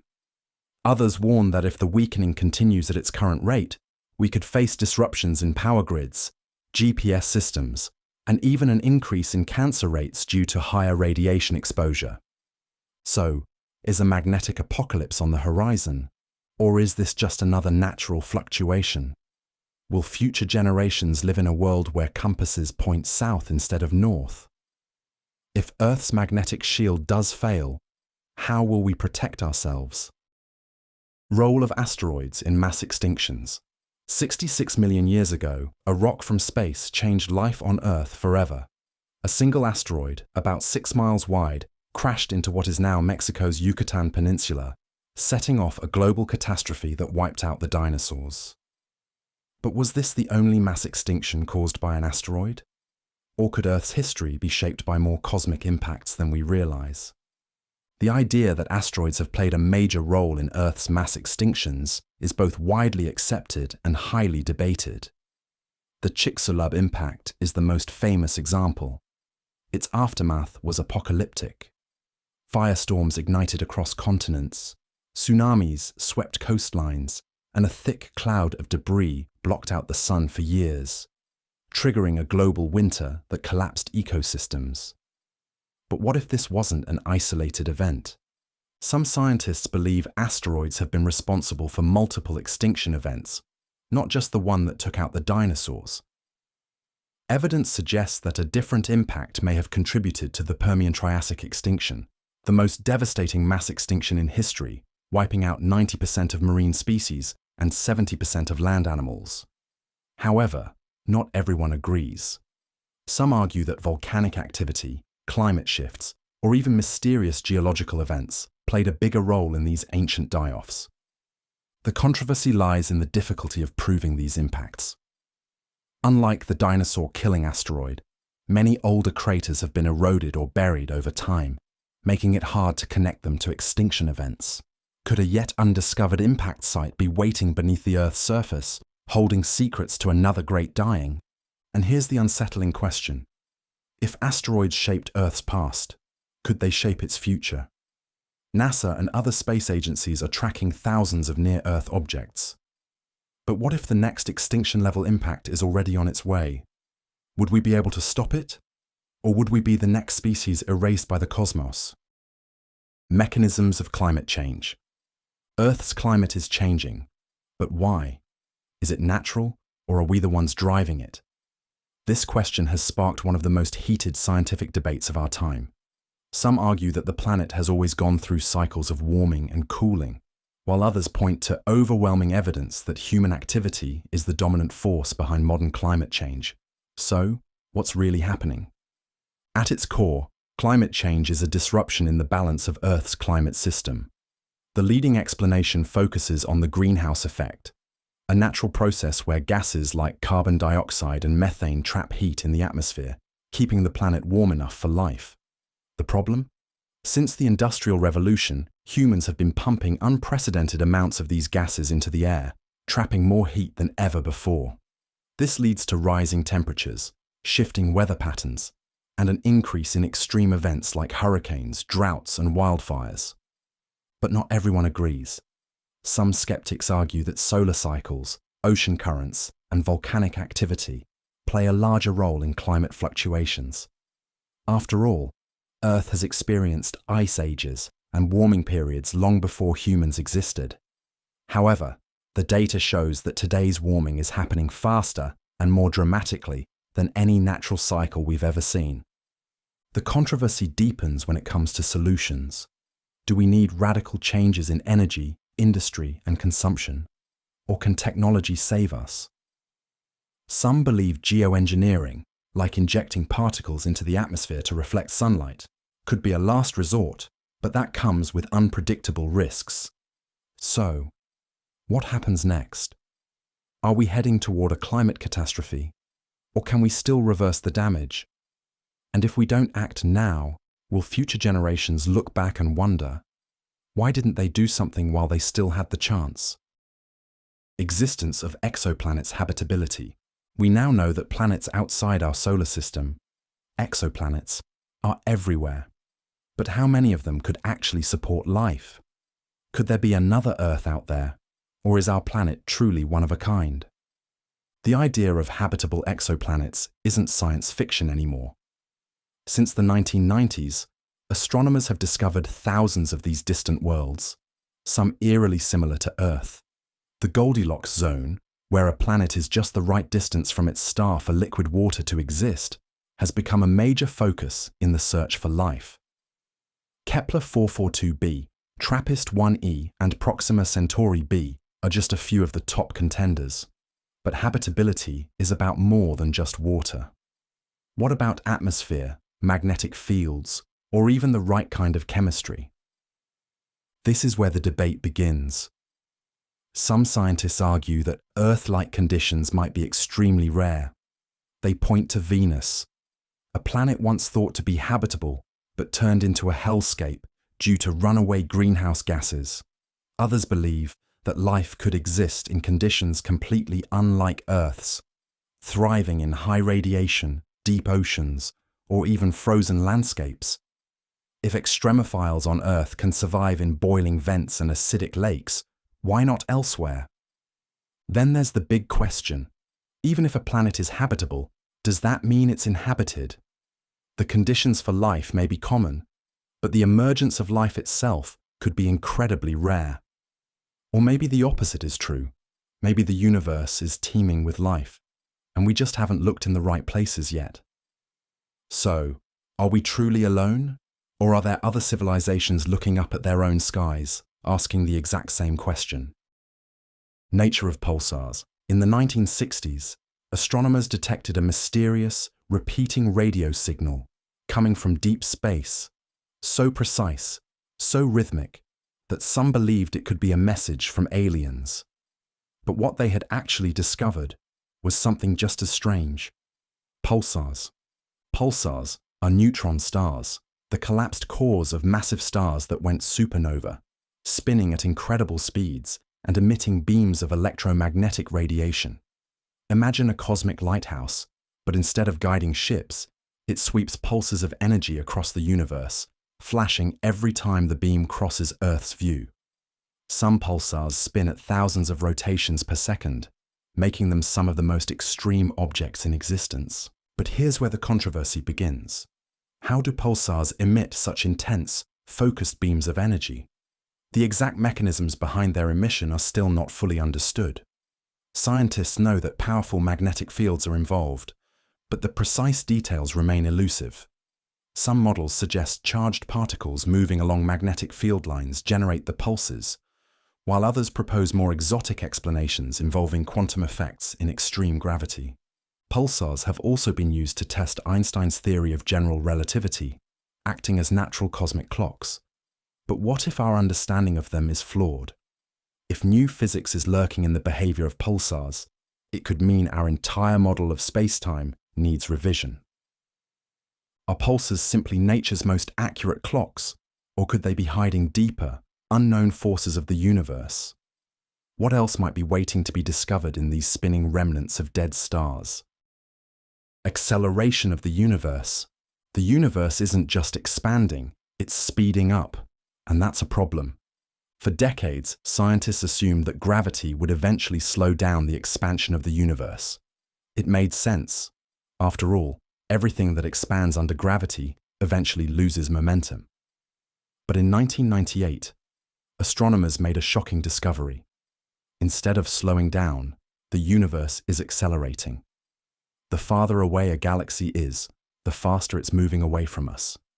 Something, some invisible force, is pushing the fabric of space itself apart. This discovery turned physics upside down.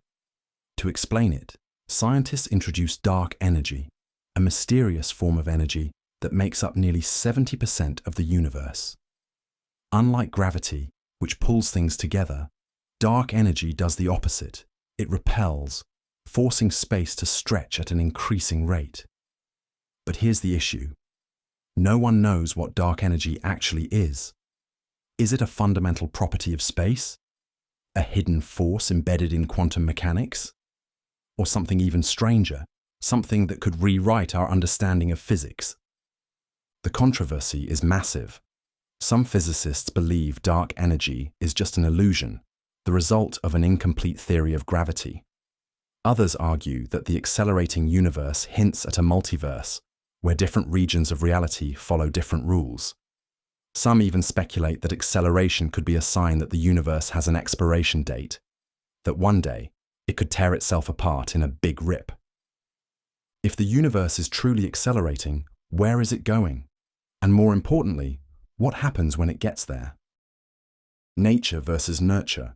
Are you the way you are because of your genes or because of your experiences? The age-old debate of nature versus nurture asks a fundamental question. What truly shapes us? Our intelligence, personality, and behavior wired into our DNA, or are they sculpted by the environment we grow up in? This debate has fueled scientific controversy for centuries, and the answer might be far more complicated than either side expected. Supporters of nature argue that genetics lay the foundation for who we are. Your height, eye color, and even risk for certain diseases, all encoded in your DNA. But beyond the physical, research suggests that genetics may also play a role in things like temperament, mental disorders, and even intelligence. Twin studies, where identical twins separated at birth show eerily similar traits despite growing up in different environments, have provided some of the strongest evidence for this argument. On the other hand, the nurture camp insists that genetics only provide a starting point. Environment, upbringing, education, and experiences shape a person far more than their DNA. a child's development can be dramatically influenced by parenting styles, nutrition, social interactions, and cultural norms. Some scientists argue that even IQ, often thought to be largely genetic, can be significantly improved or suppressed, depending on external factors like education and access to resources. But the real controversy? It's likely not nature or nurture, but both, deeply intertwined. Modern genetics shows that experiences can actually alter gene expression in a process called epigenetics, meaning that even inherited traits can be modified by life experiences. So, if both nature and nurture play a role, the real question becomes, how much of who we are is in our control? And if we could alter the balance, enhancing nature with nurture, how far should we go? Mechanisms of pain perception. Pain isn't real, at least not in the way you think. It's easy to assume pain is just the body's way of saying, hey, something's wrong. But what if I told you that pain isn't a direct result of injury, but a complex illusion crafted by your brain? Here's where things get strange. There are cases where people suffer extreme injuries, like soldiers in battle, yet feel no pain until much later. On the flip side, some people experience phantom limb pain, feeling excruciating sensations in a limb that no longer exists. How is that possible? Pain perception is not just a simple nerve-to-brain transmission. It's a negotiation between your nervous system and your brain. The gate control theory suggests that pain signals travel through a gate in the spinal cord, and that gate can be opened or closed depending on context, emotion, and even expectation. If you're distracted or flooded with adrenaline, your brain might close the gate, reducing pain. But if you expect pain or feel anxious, the gate stays wide open, amplifying the sensation.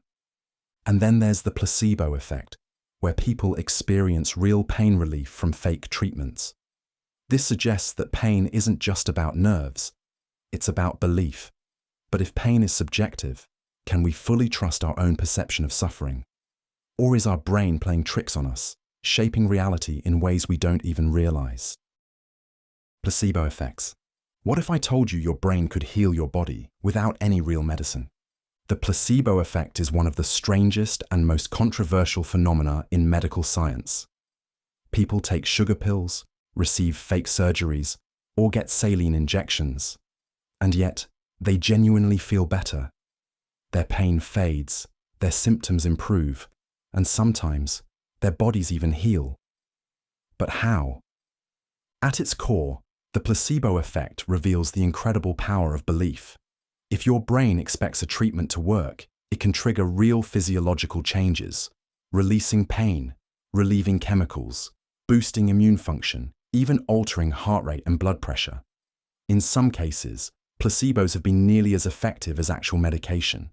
This is where things get messy. If belief alone can trigger healing, do we need the medicine at all?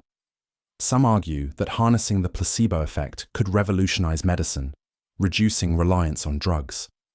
Others warn that it's just a mind trick, masking symptoms without addressing real disease. And then there's the ethical dilemma. Should doctors prescribe fake treatments if they genuinely help patients? What happens when the effect wears off, or when real medication is ignored in favor of belief-based healing? If the mind can create relief without medicine, what else is it capable of? And if we can harness the placebo effect, could we one day use our own brains to heal ourselves? No prescription required. Localization of brain function. Is your brain just a collection of interchangeable parts, or is each region a specialist with a job it refuses to share? For centuries, scientists have debated whether different areas of the brain are responsible for specific tasks, a concept known as localization of brain function. This idea suggests that your ability to speak, move, and even feel emotions isn't spread out evenly, but instead mapped to precise regions within your brain. The theory took shape in the early 1800s with phrenology, where bumps on the skull were thought to indicate personality traits. That turned out to be complete nonsense, but the broader idea of localized brain functions stuck. Fast forward to the 19th century, and neurologists like Paul Broca discovered that damage to one specific brain area led to speech impairments, supporting the idea that language lives in one part of the brain, not everywhere. Today, neuroscience supports localization, up to a point. Brain scans show that movement, vision, and memory all light up distinct areas, meaning different regions have specialized roles. But then, there's the controversy. The brain is far more flexible than we thought. If one area is damaged, other regions can often adapt and take over its function. This plasticity challenges the strict version of localization, making scientists question just how specialized the brain really is. So, is your brain an intricate circuit board with neatly labeled sections? Or is it a dynamic, ever-changing network that can reroute itself when needed? And if functions aren't truly trapped in specific areas, what does that mean for how we think about intelligence, learning, and even consciousness itself? Neurotransmitters in mental disorders. What if the difference between happiness and depression, clarity and confusion, or even sanity and madness all came down to tiny chemicals in your brain? For decades, scientists have argued over the role of neurotransmitters in mental disorders. The idea is simple. Neurotransmitters are chemical messengers that carry signals between brain cells, and when they're imbalanced, things go wrong. Too little serotonin, and you might experience depression. Too much dopamine, and you could suffer from hallucinations. Mental health disorders, in this view, are largely biochemical problems, things that can, in theory, be fixed with medication. But not everyone agrees. Some researchers argue that reducing mental illness to just a chemical imbalance is far too simplistic. The brain is incredibly complex, and mental disorders involve a mix of genetics, environment, and life experiences. Studies have even shown that people with depression don't always have lower serotonin levels, raising questions about whether neurotransmitter imbalances are truly the root cause, or just a symptom of deeper issues. This debate has massive real-world consequences. If mental illness is just a chemical imbalance, then medication should be the perfect cure. But if the problem is more complex, rooted in trauma, neuroplasticity, or social factors, then relying solely on drugs might not be enough. So, do neurotransmitters really hold the key to understanding mental disorders, or have we oversimplified the brain's mysteries? And if we do find a perfect balance of chemicals, would that mean we could one day engineer perfect mental health? Memory formation. Your memories might be lying to you. We tend to think of memory as a mental video recorder, storing our past exactly as it happened, ready to be played back whenever we recall it. But science tells a very different story. Memories aren't stored like files in a computer. They're reconstructed, pieced together every time you remember them, and each time, details can change. This means that the memories you trust the most, the ones that feel the clearest, could be the most distorted. Memory formation is one of neuroscience's greatest mysteries. We know it involves neurons strengthening their connections, a process called synaptic plasticity. We also know that the hippocampus, a small seahorse-shaped structure in the brain, plays a crucial role in converting short-term memories into long-term ones. But beyond that, things get murky. Some researchers argue that memory is like a biological web, with new experiences constantly altering old ones. Others believe that memories might not be stored in a single place, but distributed throughout the brain, making them incredibly resilient and incredibly vulnerable to distortion.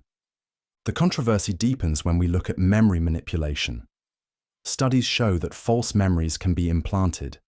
People can be made to vividly recall events that never happened. This has major implications for everything from eyewitness testimony to therapy and even personal identity. If our memories shape who we are, but they can be rewritten, what does that say about our sense of self? So, if memory is more fragile and unreliable than we think, how much of our past is real? And more importantly, if we had the power to edit our memories, would we use it? Role of genetics versus environment. Are you born to be who you are? Or are you shaped by the world around you?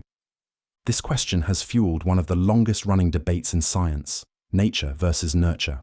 Are intelligence, personality, and even success determined by genetics, or do environment and experience mold us into who we become? The answer is far from simple, and the debate is anything but settled. On one side, genetic determinists argue that DNA is the blueprint of our lives. Studies on identical twins who share the same DNA show striking similarities in intelligence, temperament, and even behaviors, even when raised apart. This suggests that genetics lay the foundation for much of who we are. Traits like height, eye color, and susceptibility to certain diseases are clearly inherited, so why not personality or intelligence? But on the other side, environmentalists push back. They argue that genes may set the stage, but experience writes the script. A child raised in a stimulating, supportive environment is far more likely to thrive than one raised in neglect, no matter their genetic potential. The impact of trauma, education, and culture all point to the massive role of environment in shaping individuals. Studies even show that early childhood experiences can alter gene expression, meaning nurture can modify nature at a fundamental level. So, where does that leave us? The truth likely lies somewhere in between. Genes may give us the ingredients, but the environment determines how the recipe turns out. But if that's the case, how much of who you are was truly your choice? Culture shaping behavior. What if your decisions, beliefs, and even emotions aren't entirely your own, but shaped by something much bigger than you? The idea that culture shapes behavior is both obvious and deeply controversial. From the way we speak and dress to the way we think about morality, success, or even happiness, culture acts like an invisible force molding us in ways we rarely question. But just how much does culture dictate human behavior? And how much free will do we really have? Consider individualistic versus collectivist cultures. In Western societies like the US and many European countries, personal success and independence are celebrated. You're expected to follow your dreams and stand out. But in many Eastern cultures, cooperation, family honor, and social harmony take priority over individual desires. Studies show that people raised in collectivist cultures are more likely to conform, while those from individualist cultures tend to challenge authority and take risks. Even something as simple as perception is influenced by culture. Research has shown that Westerners tend to focus on objects, while East Asians focus on the relationships between them. That means two people from different cultures could look at the same scene, but notice completely different things. So why is this controversial? Some argue that biology plays a bigger role than culture, pointing to human universals like emotions and survival instincts. Others argue that cultural conditioning is so strong that it can override even basic human tendencies, influencing everything from morality to cognitive biases. If culture shapes behavior this much, then what happens when cultures collide? Does globalization mean we are becoming more alike, or will cultural differences remain as strong as ever? And if we understand how culture shapes us, can we ever truly escape its influence? Safety of nuclear power. Nuclear power is either humanity's greatest energy solution or a ticking time bomb. It depends on who you ask. For decades, the debate over the safety of nuclear power has raged on, dividing scientists, policymakers, and the general public. On one side, nuclear energy is hailed as one of the cleanest, most efficient sources of power we have. Unlike fossil fuels, it doesn't pump carbon dioxide into the atmosphere. Unlike solar or wind, it provides a steady, uninterrupted power supply. But then, there's the other side. The disasters, the radiation, the terrifying images of Chernobyl and Fukushima. So which is it? A climate-friendly miracle, or a catastrophe waiting to happen? Advocates argue that modern nuclear reactors are incredibly safe compared to the early designs of the Cold War era. Fourth-generation reactors and small modular reactors are designed with passive safety features, meaning they can shut down automatically if something goes wrong. No human intervention needed. In fact, per unit of energy produced, nuclear power has caused fewer deaths than coal, oil, or even hydropower. But critics warn that even one meltdown can have devastating consequences. The Fukushima disaster in 2011, triggered by a tsunami, released radioactive material into the environment, causing mass evacuations and long-term health concerns.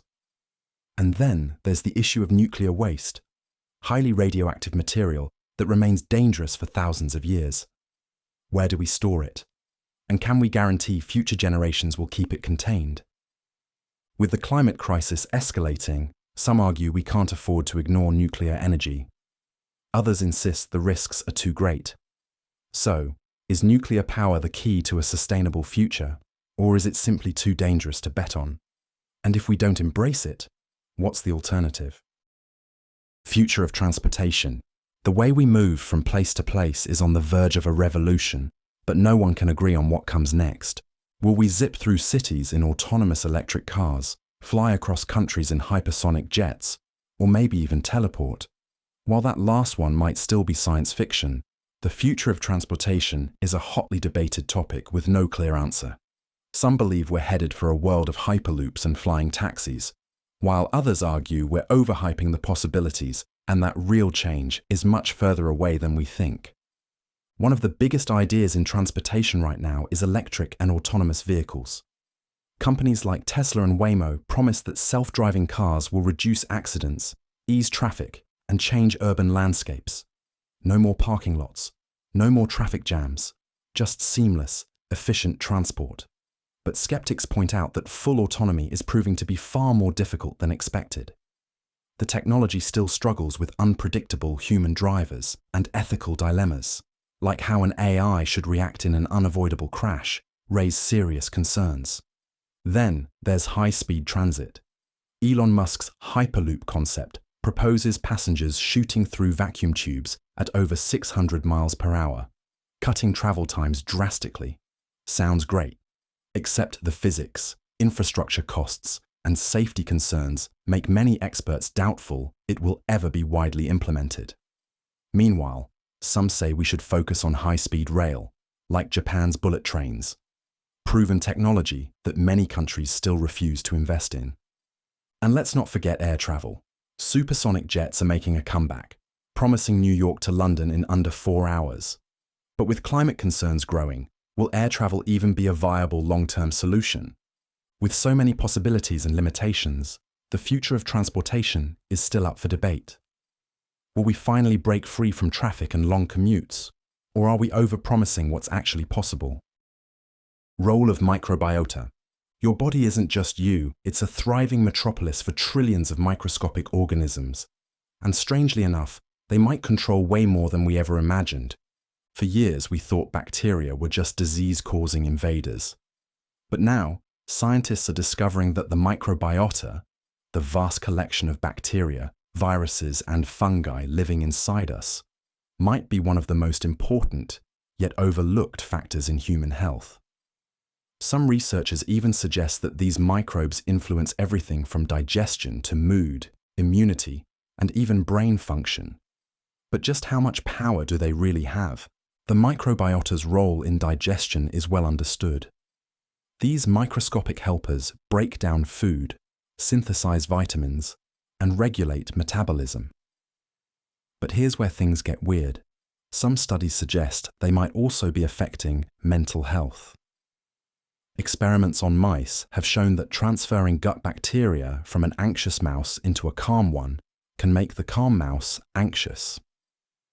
If similar mechanisms apply to humans, it could mean gut bacteria are influencing depression, anxiety, and even personality traits. The controversy. Some scientists argue that the microbiome is overhyped. While its role in digestion is clear, the idea that gut bacteria might be steering thoughts and emotions is still unproven. The brain is vastly complex, and critics argue that microbiota research is still in its infancy, with many claims lacking solid evidence. If microbiota truly shape our bodies and minds, could we one day edit our microbial populations to boost mood, prevent disease, or even enhance intelligence? Or are we just scratching the surface of something far more complex than we realize? Function of sleep.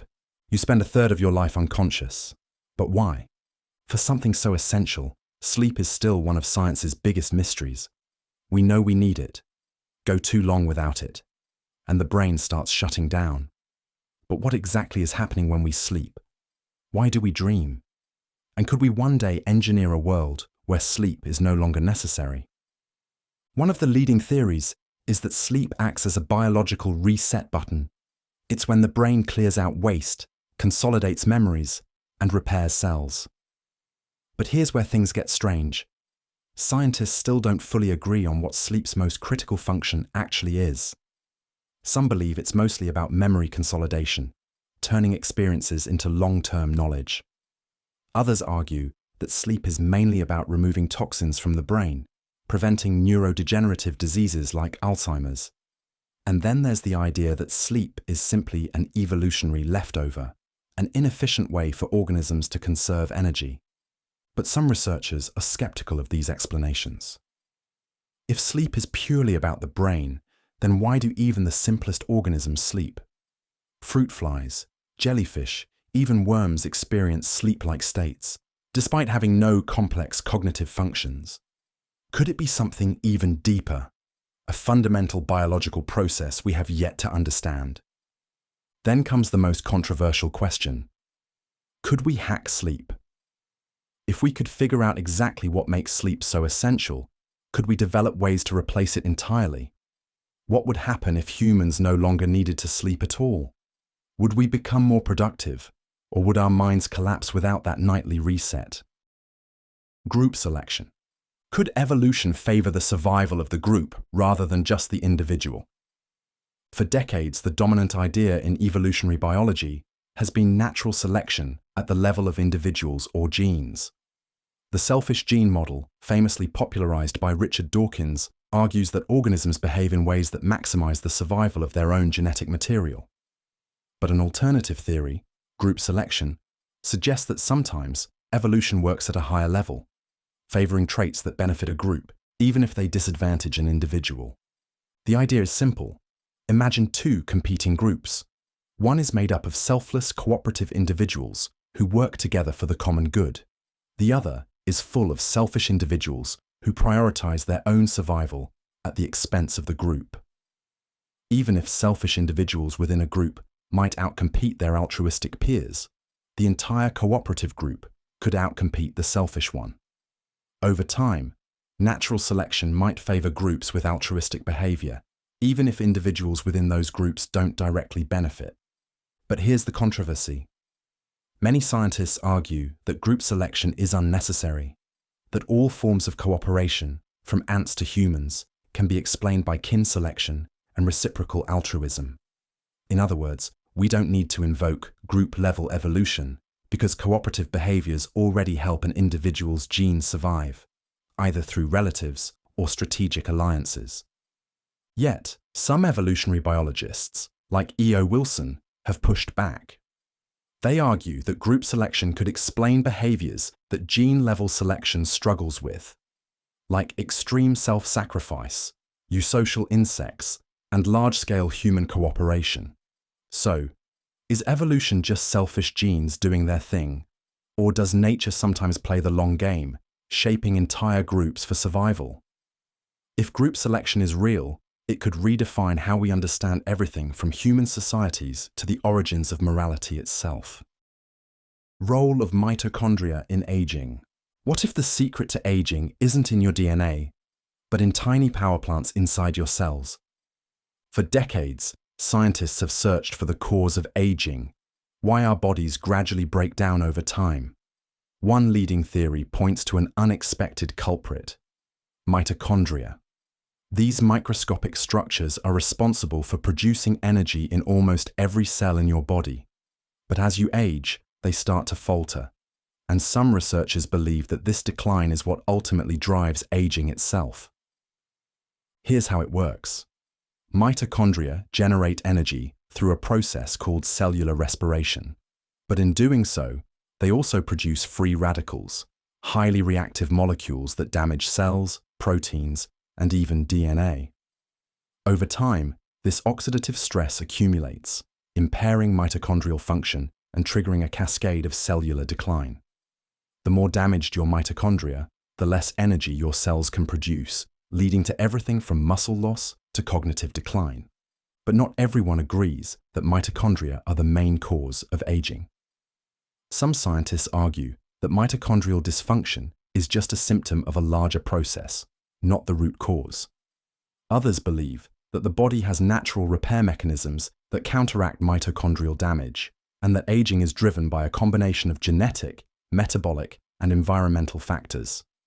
Still, the mitochondrial theory of aging has fueled exciting research, including studies on mitochondria-targeting drugs, calorie restriction, and even gene therapies designed to enhance mitochondrial function. If mitochondria truly hold the key to longevity, then understanding and possibly repairing them could lead to breakthroughs in anti-aging science. So, could reversing mitochondrial decline be the secret to a longer, healthier life? Or is aging far more complex than we realize? Altruism in evolution. If evolution is about survival of the fittest, why do we help each other, even at our own expense? In a world where natural selection is supposed to reward selfishness, altruism seems like a paradox. Why would an animal, or even a human, risk its own survival to help another? Shouldn't evolution favor those who put themselves first?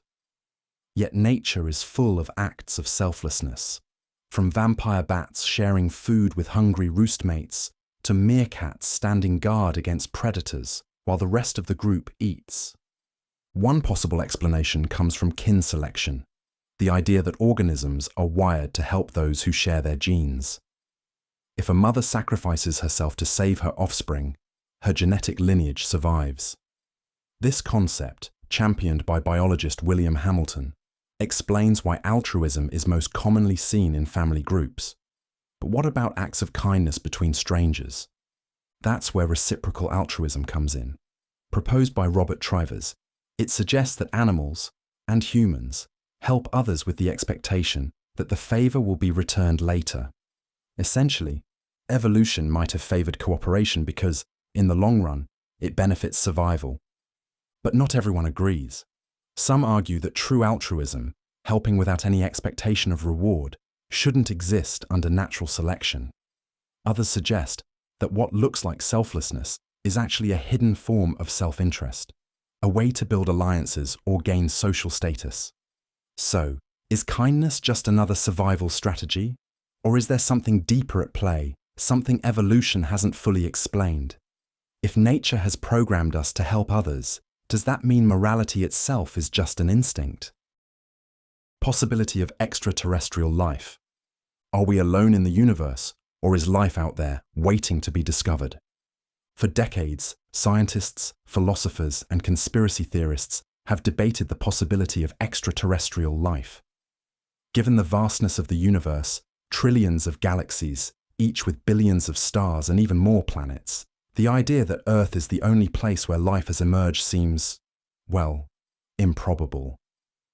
And yet, we have no definitive proof that life exists anywhere else. The theory of abiogenesis suggests that life arises from non-living matter when conditions are just right. If it happened here, why wouldn't it happen elsewhere? Scientists search for planets in the habitable zone where liquid water can exist, a key ingredient for life as we know it. And we've already found thousands of exoplanets, some eerily Earth-like. But then there's the Fermi paradox, the unsettling contradiction between the high probability of alien life and the eerie silence of the cosmos. Where is everyone? Could it be that intelligent civilizations wipe themselves out before achieving interstellar travel? Or maybe they're out there but deliberately avoiding us. Some even suggest Earth is part of a cosmic zoo, observed but untouched. Some scientists, like Carl Sagan, believed we should listen and look for signals. Others argue that broadcasting our presence is reckless. What if the aliens we contact aren't friendly? So, is life out there, just waiting to be found? Or are we truly alone, a cosmic accident in an otherwise lifeless void? Until we get an answer, the question remains one of the greatest mysteries in science. Causes of mass extinctions. Mass extinctions have reshaped life on Earth over and over again. Could we be living in the next one? Earth has experienced at least 5 mass extinctions, each wiping out most species and resetting the course of evolution. The most famous, the asteroid that ended the dinosaurs.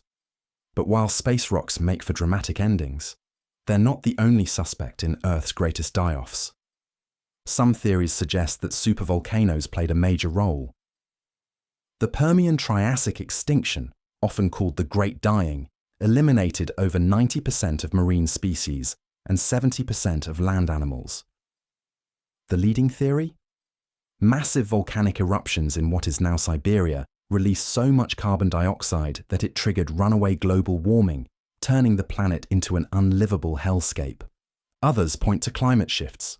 Not just warming, but cooling too. The Ordovician-Silurian extinction saw an ice age suddenly lock up ocean water, devastating marine life. Then, when the ice melted, sea levels surged, drowning coastal species. But some theories get even weirder.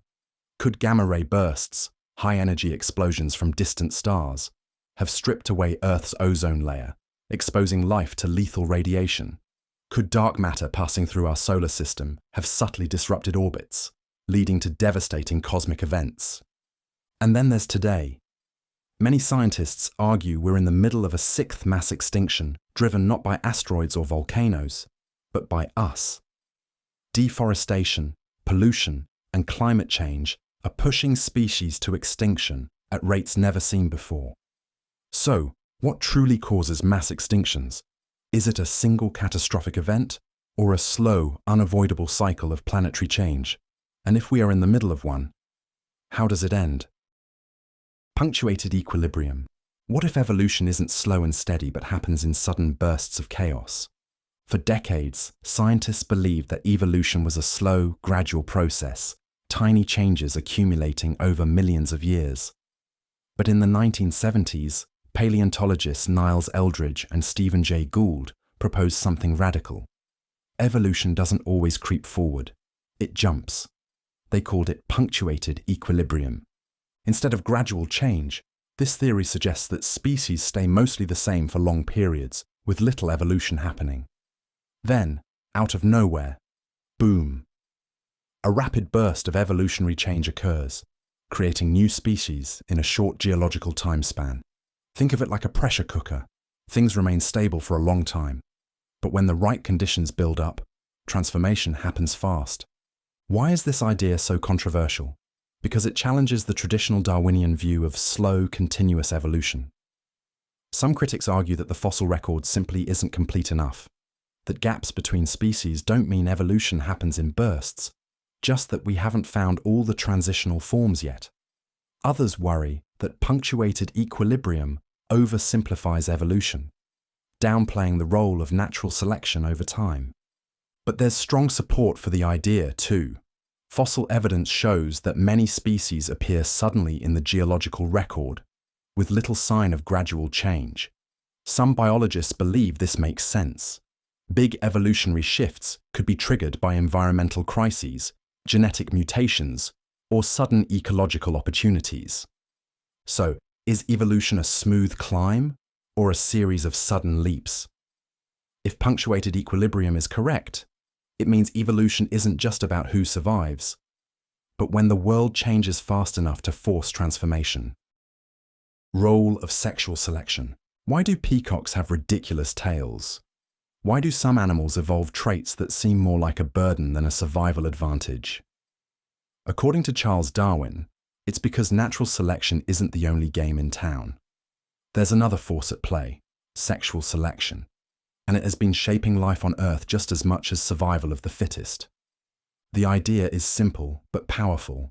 Some traits don't make an animal better at surviving, but they do make them better at attracting mates. The peacock's tail? Useless for escaping predators, but irresistible to peahens. The antlers of a stag? Not great for running through a forest, but essential for winning battles against rivals. In the world of sexual selection, the prize isn't just survival, it's reproduction. But here's where things get controversial. Some scientists argue that sexual selection explains far more than just flashy feathers and courtship dances. It could also be a driving force behind intelligence, creativity, and even human behaviors like humor and artistic ability. Some researchers believe that traits like music, storytelling, and abstract thinking evolved not because they helped us hunt or gather food, but because they made us more attractive to potential mates. However, not everyone buys into this idea. Critics argue that sexual selection can't fully explain why certain traits persist, especially when they seem impractical or costly. Others point out that in some species, mate choice doesn't follow a simple pattern. Sometimes, luck and circumstance matter more than biological traits. If sexual selection is truly as powerful as some believe, it means evolution isn't just about survival of the fittest. It's about survival of the most desirable. But that raises an even bigger question. What does that mean for humans? Are our cultures, behaviors, and even intelligence shaped by ancient mating strategies? And if so, how much of what we value is actually just evolutionary peacocking? Classification of viruses. Are viruses alive? That question alone has fueled one of the biggest debates in biology. Unlike bacteria or fungi, viruses don't eat, don't grow, and don't breathe. But they do invade living cells, hijack their machinery, and replicate with ruthless efficiency. So, what exactly are they? And more importantly, how do we classify them? At first glance, viruses look like the ultimate freeloaders. Tiny genetic code wrapped in a protein shell, incapable of doing anything on their own. They can't reproduce without a host, which is why some scientists argue they aren't even living organisms. Life, after all, is supposed to be self-sustaining. But here's where things get messy. Viruses evolve, they mutate, and they can even swap genes with other organisms. That sounds a lot like life, doesn't it? Scientists have tried to sort viruses into neat biological categories, but there's a problem. They don't fit anywhere. The classical tree of life includes bacteria, archaea, and eukaryotes. Viruses? They don't have a branch. Some propose a fourth domain of life, a separate category for viruses entirely. Others argue that viruses might have once been cells that lost the ability to function on their own, turning into genetic parasites over time. Then there's another possibility. What if viruses came before life as we know it? Some theories suggest viruses may have been the original genetic fragments that helped jumpstart evolution itself. If true, that would mean viruses aren't just strange biological parasites. They could be the missing link to understanding how life began. So, should we redefine what it means to be alive? Or are viruses something else entirely? A biological anomaly that doesn't need to play by the rules? Role of epigenetics in evolution. For decades, we thought evolution was all about random mutations and survival of the fittest, a slow generational process driven by changes in DNA. But what if evolution isn't just about genes? What if your experiences, what you eat, how you live, even the stress you endure, could be passed down to your children and shape their biology? This is the radical idea behind epigenetics, and it's rewriting what we thought we knew about evolution. Epigenetics doesn't change the genetic code itself. Instead, it acts like a dimmer switch, turning genes on or off based on environmental influences. Imagine two identical twins, same DNA, same blueprint. One experiences famine, the other doesn't. Years later, the twin who endured starvation might pass down altered gene expression to their children, making them more prone to storing fat. The DNA stays the same, but the way it's read and expressed is different. This idea is controversial because it challenges traditional Darwinian evolution. The standard model says evolution happens through random mutations over millions of years, but epigenetics suggests organisms can adapt much faster within a single lifetime and pass those adaptations to their offspring. Some scientists argue this is a modern update to Lamarck's theory, the idea that acquired traits can be inherited, which was largely dismissed for over a century. If epigenetics plays a bigger role in evolution than we thought, it raises a profound question. Are we shaping our own evolutionary path through our choices and environment? And if so, how much control do we really have over our biological future? Nature of the vacuum of space, emptiness, nothingness, a vast sea of absolute void. But what if I told you that the vacuum isn't empty at all? What if, instead of being a dead, silent abyss, space is teeming with energy, quantum fluctuations, and virtual particles constantly winking in and out of existence? This is the mystery of the vacuum, and it's one of the most controversial questions in modern physics. In classical physics, a vacuum is simply the absence of matter, a place where no particles, no air, no anything exists. But quantum mechanics tells a different story. Even in the emptiest parts of the universe, space itself is alive with fleeting bursts of energy, known as quantum fluctuations. These fluctuations create virtual particles, tiny entities that pop into existence for a fraction of a second before disappearing again. This isn't just a theoretical idea, it's been observed. The Casimir effect, for instance, shows that empty space can exert a force on objects, and vacuum energy, the so-called zero-point energy, is even thought to play a role in the expansion of the universe. But this leads to a huge problem. If the vacuum is full of energy, why isn't the universe collapsing under its own weight? The vacuum energy predicted by quantum mechanics is 120 orders of magnitude higher than what we observe. That's a number so absurd, it's been called the worst prediction in physics. So, what is the vacuum really? Is it a quantum sea of infinite energy? A hidden layer of reality we don't yet understand? Or something even stranger?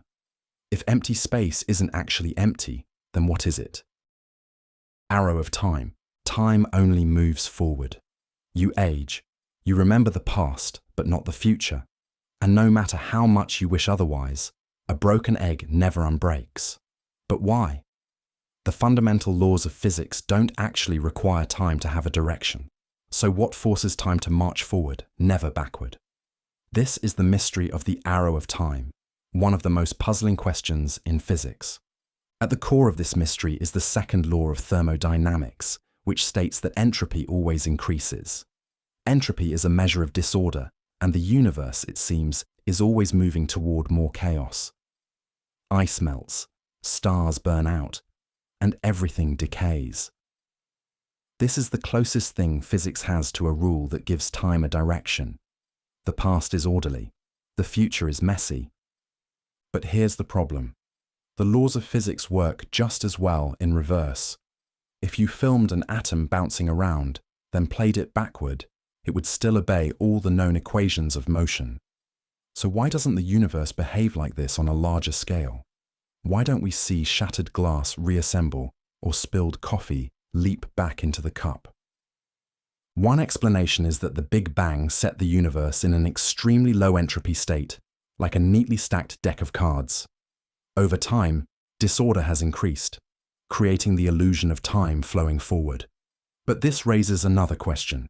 Why did the Big Bang start in such an ordered state to begin with? And could time ever run backward under the right conditions? Some physicists speculate that in a distant, contracting universe, time could reverse, creating a mirror reality where everything runs backward. If that's true, then time isn't a fundamental force, it's just an effect of entropy. And if entropy could be controlled, could time be manipulated too? Cosmological multiverse. What if the universe isn't the only one? What if beyond the limits of what we can see, there are countless other universes, each with its own galaxies, laws of physics, and maybe even alternate versions of you?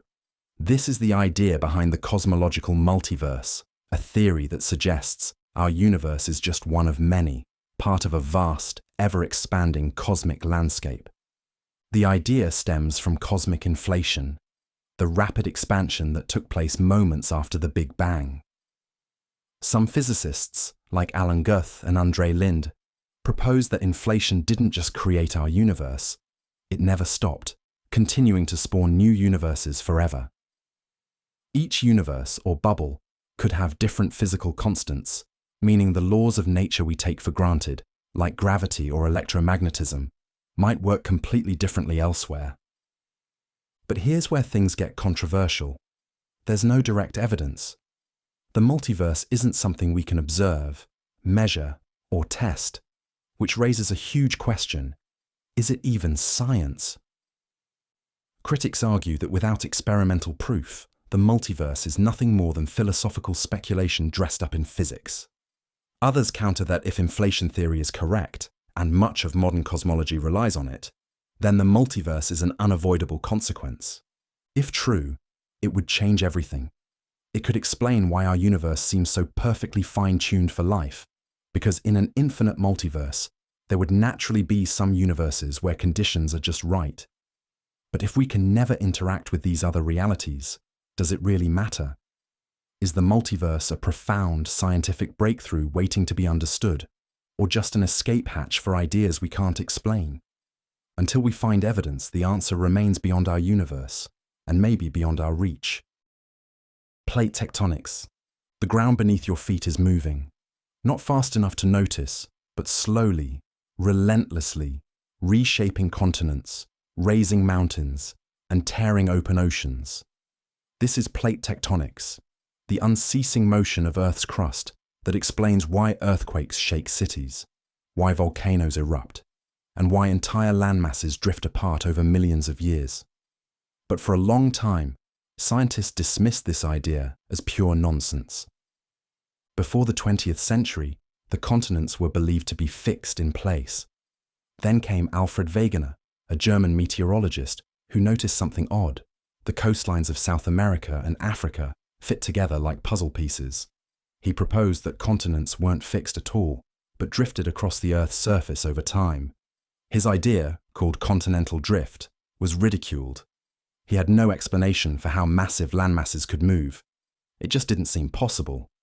Decades later, under the ocean, geologists discovered mid-ocean ridges, huge underwater mountain chains where new crust was forming. As molten rock rose from beneath, it pushed old crust away, slowly driving the continents apart.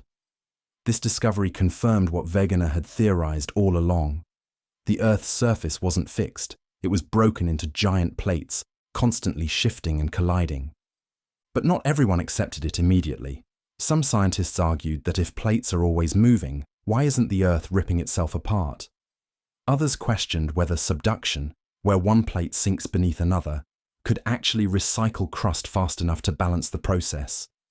Even today, there are debates about what drives the movement of these plates. Is it the heat from Earth's core, or something even deeper? Plate tectonics explains earthquakes, volcanoes, and even the rise and fall of ancient supercontinents.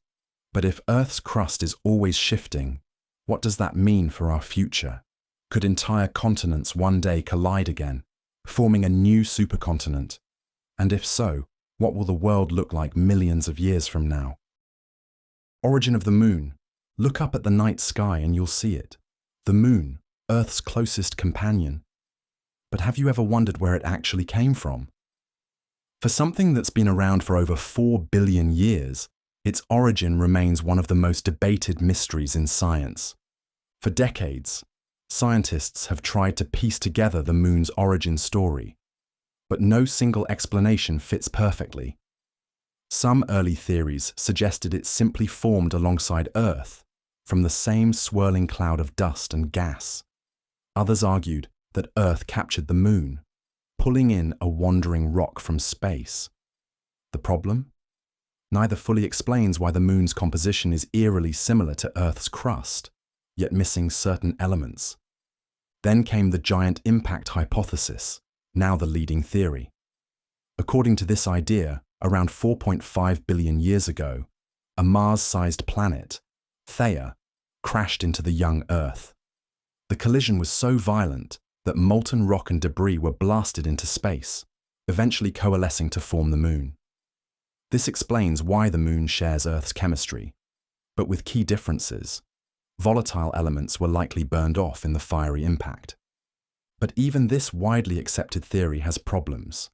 Some scientists argue that if Theia truly existed, why haven't we found distinct chemical traces of it? Others suggest alternative ideas, like the moon forming from multiple smaller impacts, or even being spun out of Earth itself due to extreme rotation. A theory once favored, but now largely dismissed. No matter which theory turns out to be right, the moon's origin is more than just a cosmic curiosity. It could hold the key to understanding Earth's past and even the formation of other planets. So, was it an impact, a cosmic accident, or something we haven't even thought of yet? The answer may be waiting on the moon itself. Mechanisms of photosynthesis. Without photosynthesis, life as we know it wouldn't exist.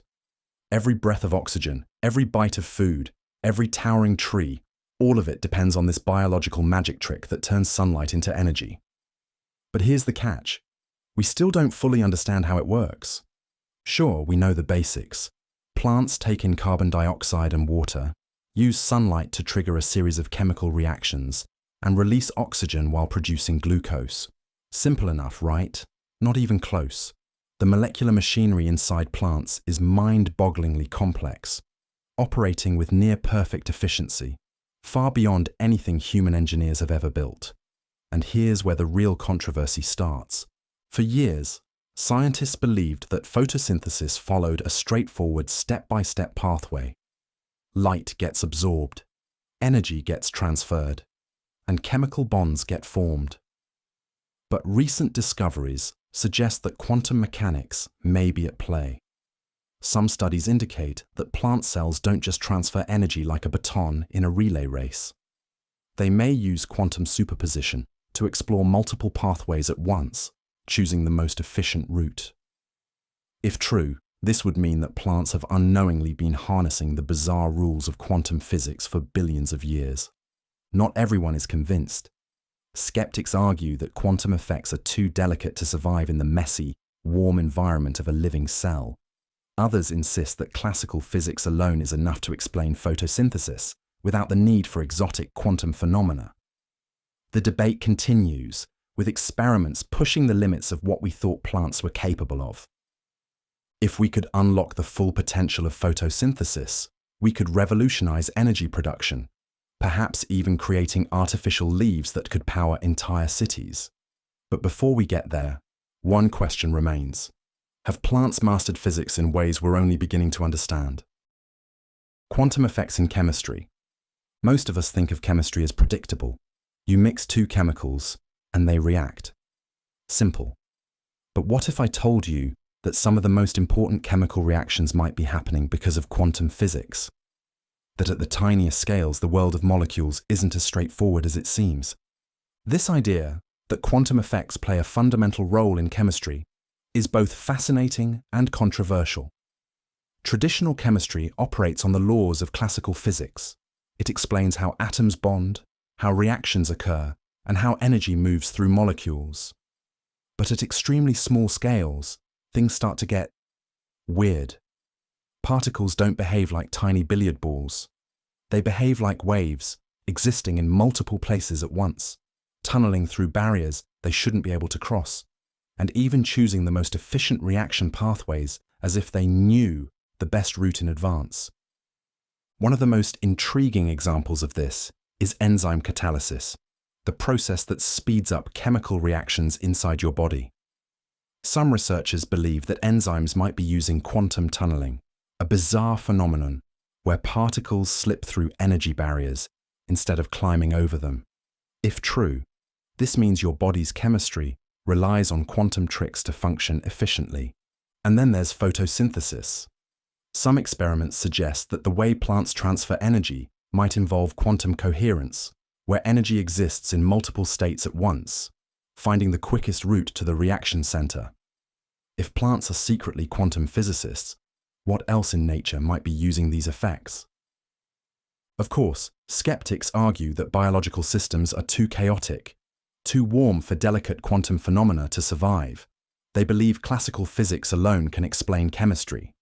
But the more we study these effects, the more we realize nature might be playing by quantum rules in ways we never imagined.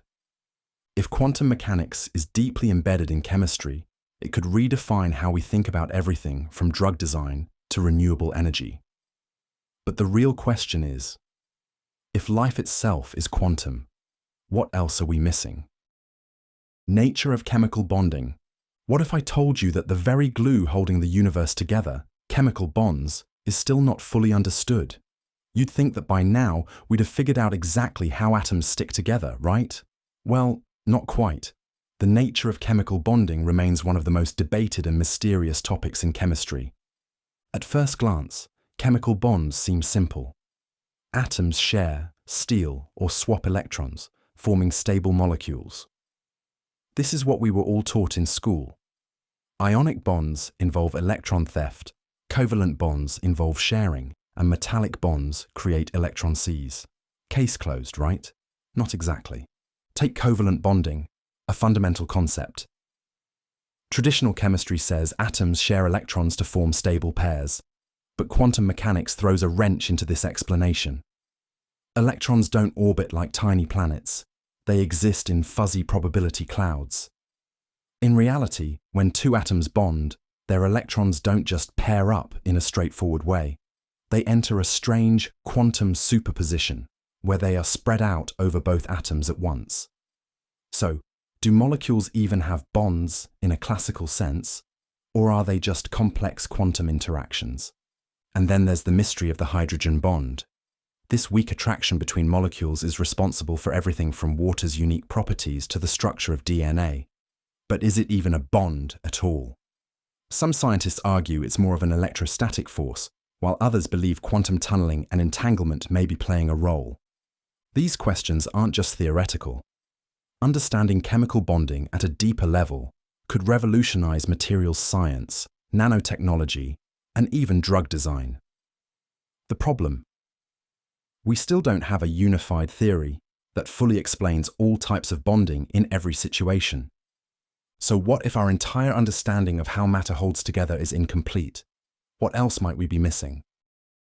Existence of black holes. Black holes shouldn't exist, at least not according to common sense. Imagine an object so dense, so powerful that not even light, the fastest thing in the universe, can escape its grasp. It sounds more like a cosmic horror story than real physics. And yet, black holes are one of the most fascinating and controversial topics in science. The idea of black holes first emerged from Einstein's general relativity. His equations suggested that if enough mass is packed into a small enough space, gravity would become so intense that it would create a one-way exit from the universe. But even Einstein himself was skeptical. He thought nature wouldn't allow such extreme objects to exist. Fast forward a century, and we now have mountains of evidence suggesting they are real. We've seen the effects of black holes on surrounding stars, detected gravitational waves from their collisions, and even captured the first ever image of one, a glowing ring of light surrounding a cosmic abyss. But here's where it gets weird. Do we truly know what's inside a black hole? Current physics says the core collapses into a singularity, a point of infinite density where all known laws of physics break down. But that's a problem. Infinite density makes no sense. Some scientists argue that black holes might not be what we think they are. Could they be wormholes, cosmic holograms, or something even stranger? Hawking's famous black hole information paradox suggests that these objects might be destroying information, something that violates fundamental laws of quantum mechanics. If black holes aren't what we think, then what are they? And if they do break physics, does that mean our entire understanding of the universe needs to be rewritten? Kuiper Belt and Oort cloud. Beyond Neptune lies a cosmic graveyard, an icy wasteland of forgotten worlds and ancient relics from the birth of the solar system. This is the Kuiper Belt, a region teeming with frozen debris, dwarf planets, and possibly answers to some of the biggest mysteries in astronomy.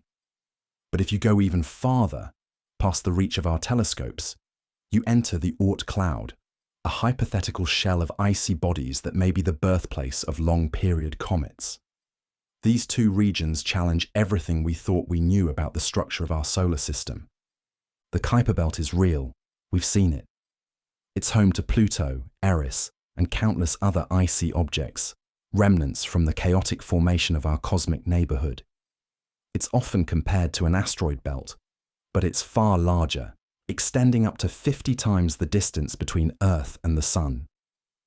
The Oort cloud, however, is different. It's purely theoretical. No one has ever directly observed it. Yet many scientists believe it must exist because comets like Halley's or Hale-Bopp had to come from somewhere beyond the Kuiper belt. Here's where it gets interesting. If the Oort cloud is real, it could stretch up to a light year from the Sun, meaning the outer edges might be influenced by passing stars or even interstellar objects. Some researchers speculate that the Oort cloud might contain rogue planets, orphaned worlds flung out of their original systems, drifting in the dark. But there's another mystery lurking in the Kuiper belt, something astronomers call Planet 9. Some strange gravitational effects suggest that a massive, hidden planet, several times the size of Earth, might be lurking out there, waiting to be found. If we ever confirm the Oort cloud's existence or find Planet 9, it could completely reshape our understanding of the solar system. But until then, the outer reaches of our cosmic backyard remain an unsolved enigma, silently orbiting in the frozen dark. Nature of gamma-ray bursts. If Earth were unlucky enough to be in the path of a gamma-ray burst, civilization could be wiped out in seconds. These are the most powerful explosions in the universe, unleashing more energy in a few moments than the Sun will in its entire lifetime. But what exactly causes them? And could one ever be aimed at us?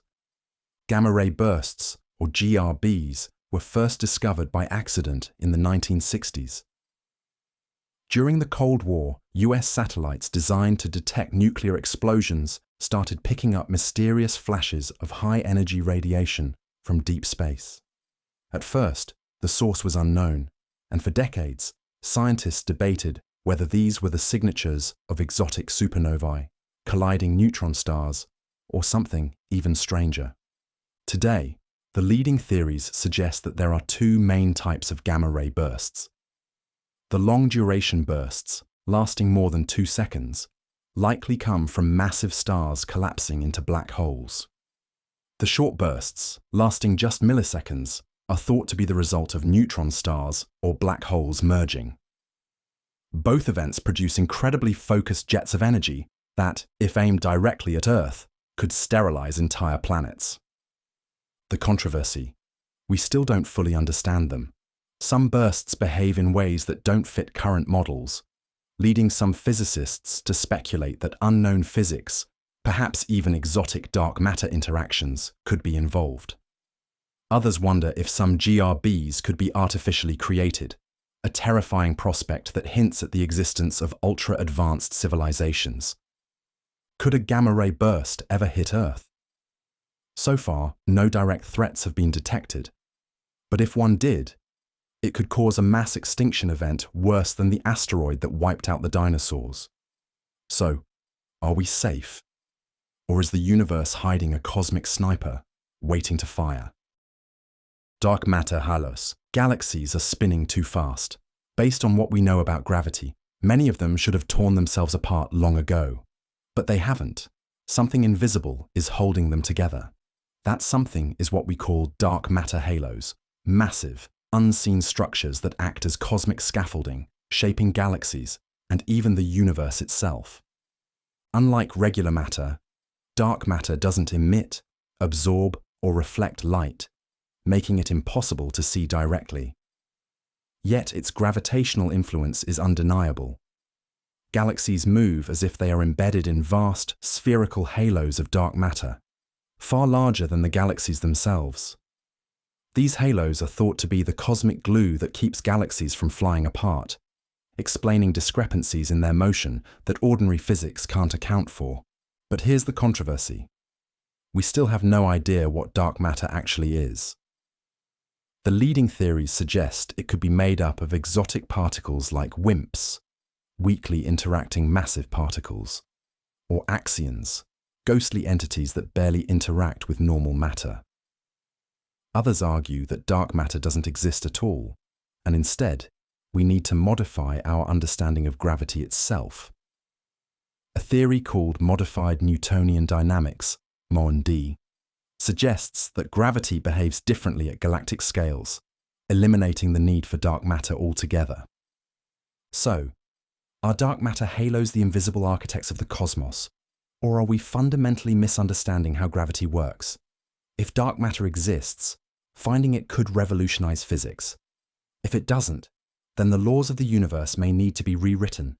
Which possibility is more unsettling? Interstellar Medium, space is not empty. It may look like a vast, silent void, but in reality, it's filled with an invisible, ever-changing substance known as the interstellar medium, a mix of gas, dust, and charged particles stretching between the stars. Without it, galaxies wouldn't exist, stars wouldn't form, and the universe as we know it would be drastically different. The interstellar medium, or ISM, is often called the cosmic nursery because it's the birthplace of new stars. Clumps of gas collapse under gravity, forming glowing new suns, while leftover material drifts through space, waiting for its turn to create something new. But this interstellar soup is also responsible for something far more mysterious, the way galaxies evolve over billions of years. Here's where things get controversial. The ISM is full of strange phenomena we still don't fully understand. It contains massive, unseen magnetic fields that seem to influence the motion of gas clouds, yet we have no idea where they come from. Some scientists argue that dark matter interacts with the ISM in ways we haven't detected. Others suggest that cosmic rays, high-energy particles speeding through space, shape the interstellar medium in ways that defy our current physics models. Even more puzzling is how the ISM affects star death. Supernova, massive star explosions, send shockwaves through this medium, triggering more star formation. But some researchers believe these explosions can halt star birth instead, choking off galaxies from making new stars altogether. So, is the interstellar medium a cosmic life-giver, a silent killer, or both? Its effects are so complex that we're still piecing the puzzle together. But one thing is certain: space is far from empty. The real question is, what else is hiding in the invisible fabric between the stars? Mechanisms of star formation. Stars are born in chaos. Deep in the coldest, darkest regions of space, invisible clouds of gas and dust drift aimlessly for millions of years until something disturbs them. A passing star, a collision of galaxies, or the shockwave of a distant supernova sends ripples through space, compressing the cloud, igniting a slow but inevitable chain reaction. And just like that, a new star begins to form. But here's where things get complicated. While we understand the general process, the exact mechanisms of star formation are still a subject of debate. Gravity pulls the gas together, heating it up until nuclear fusion ignites. But why do some clouds collapse into massive stars while others barely manage to spark? Why do some regions of space form clusters of stars while others remain barren? These are questions astrophysicists are still struggling to answer. One of the biggest mysteries is turbulence. Gas clouds in space aren't just floating serenely, they're chaotic, moving in unpredictable patterns. Some theories suggest that turbulence plays a major role in determining which clouds will collapse and which won't. Others argue that magnetic fields threading through these clouds resist collapse, slowing down the process. In fact, some scientists believe that without magnetic forces, stars would form much faster, perhaps too fast for galaxies to sustain themselves. Another controversy? The role of dark matter. Some researchers suggest that unseen dark matter clumps could act as gravitational anchors, pulling gas together and triggering starbirth. If true, this would mean star formation isn't just a process of normal matter, but is intimately tied to one of the greatest cosmic mysteries of all time. Despite these debates, one thing is certain: without star formation, the universe would be nothing but a cold, lifeless void. Every planet, every element, every living thing owes its existence to a cloud of gas that collapsed billions of years ago. But if the exact rules of star formation are still unclear, how many other cosmic processes are we still completely in the dark about? Origin of the solar system. The solar system didn't just appear, it had to be built. But how do you take a cloud of dust and gas floating in space and turn it into planets, moons, and an entire star system? Scientists think they have the answer, but the details of how it all happened are still up for debate. The most widely accepted theory is the Nebula Hypothesis. Around 4.6 billion years ago, a massive cloud of gas and dust, left over from previous generations of stars, collapsed under its own gravity. As it shrank, it started spinning faster, flattening into a swirling disk with a dense, hot center. That center ignited, forming the sun, while the remaining material clumped together to create planets, moons, asteroids, and everything else in our solar system. Sounds simple, right? Not exactly. There are some problems. Why do some planets have weird orbits? Why did the gas giants, Jupiter and Saturn, form so far from the sun, while rocky planets like Earth and Mars stayed close? And what about the late heavy bombardment, a period when massive asteroids rained down on the planets? Some scientists think it was caused by Jupiter and Saturn shifting their orbits, disrupting everything in their path. But others argue this event may not have even happened at all. Then there's the question of how the gas giants formed so quickly. Standard models suggest they needed millions of years to collect enough material, but recent evidence suggests they may have formed in just a few thousand years, far too fast for conventional theories to explain. While we've pieced together a rough timeline, the finer details remain a mystery. And if we still don't fully understand how our own solar system formed, how can we be sure we truly understand the process in exoplanetary systems across the universe? Safety and efficacy of vaccines. Vaccines are one of the greatest medical achievements in human history, credited with saving millions of lives and eradicating deadly diseases. And yet, they remain one of the most hotly debated topics in modern science.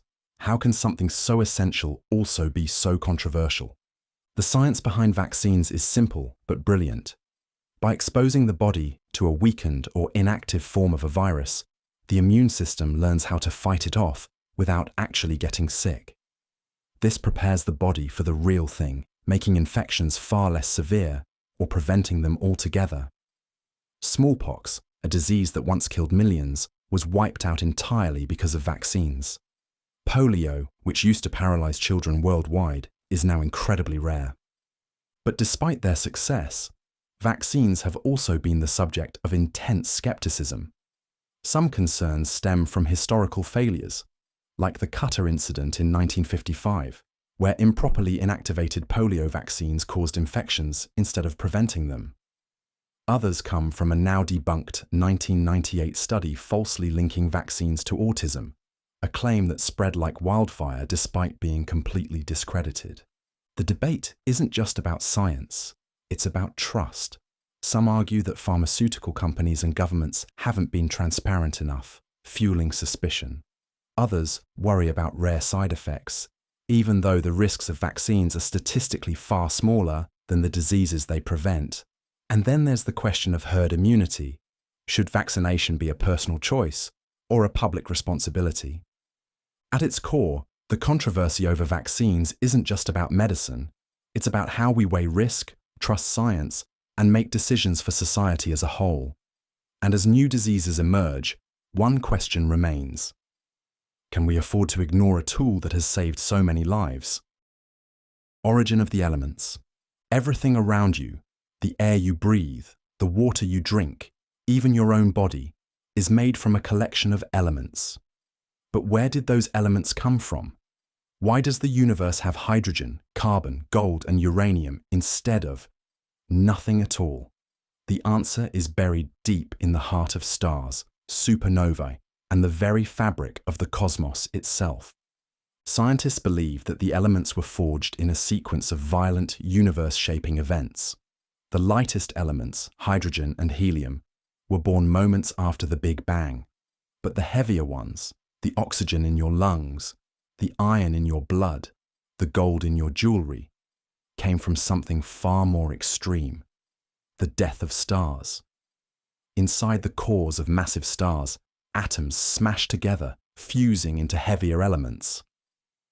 When those stars explode as supernovae, they scatter these elements across space, seeding the universe with the building blocks of planets, life, and everything we know. But not everyone agrees on the exact details. Some physicists argue that neutron-star collisions, not just supernovae, played a key role in producing the heaviest elements like gold and platinum. Others suggest that the conditions for element formation might have been different in the early universe than we assume. Could unknown physics have shaped the periodic table in ways we still don't understand? This mystery is far from settled, and new discoveries keep challenging our assumptions. What if there are entirely different cosmic processes producing elements we haven't even considered? If the periodic table is our cosmic recipe book, we're still trying to figure out exactly how the universe wrote it. Origin of the cosmic microwave background. There's an invisible whisper from the birth of the universe, stretching across the entire cosmos. A faint, persistent signal that exists everywhere, all the time. It's not coming from stars, black holes, or galaxies. It's coming from the very beginning of time itself.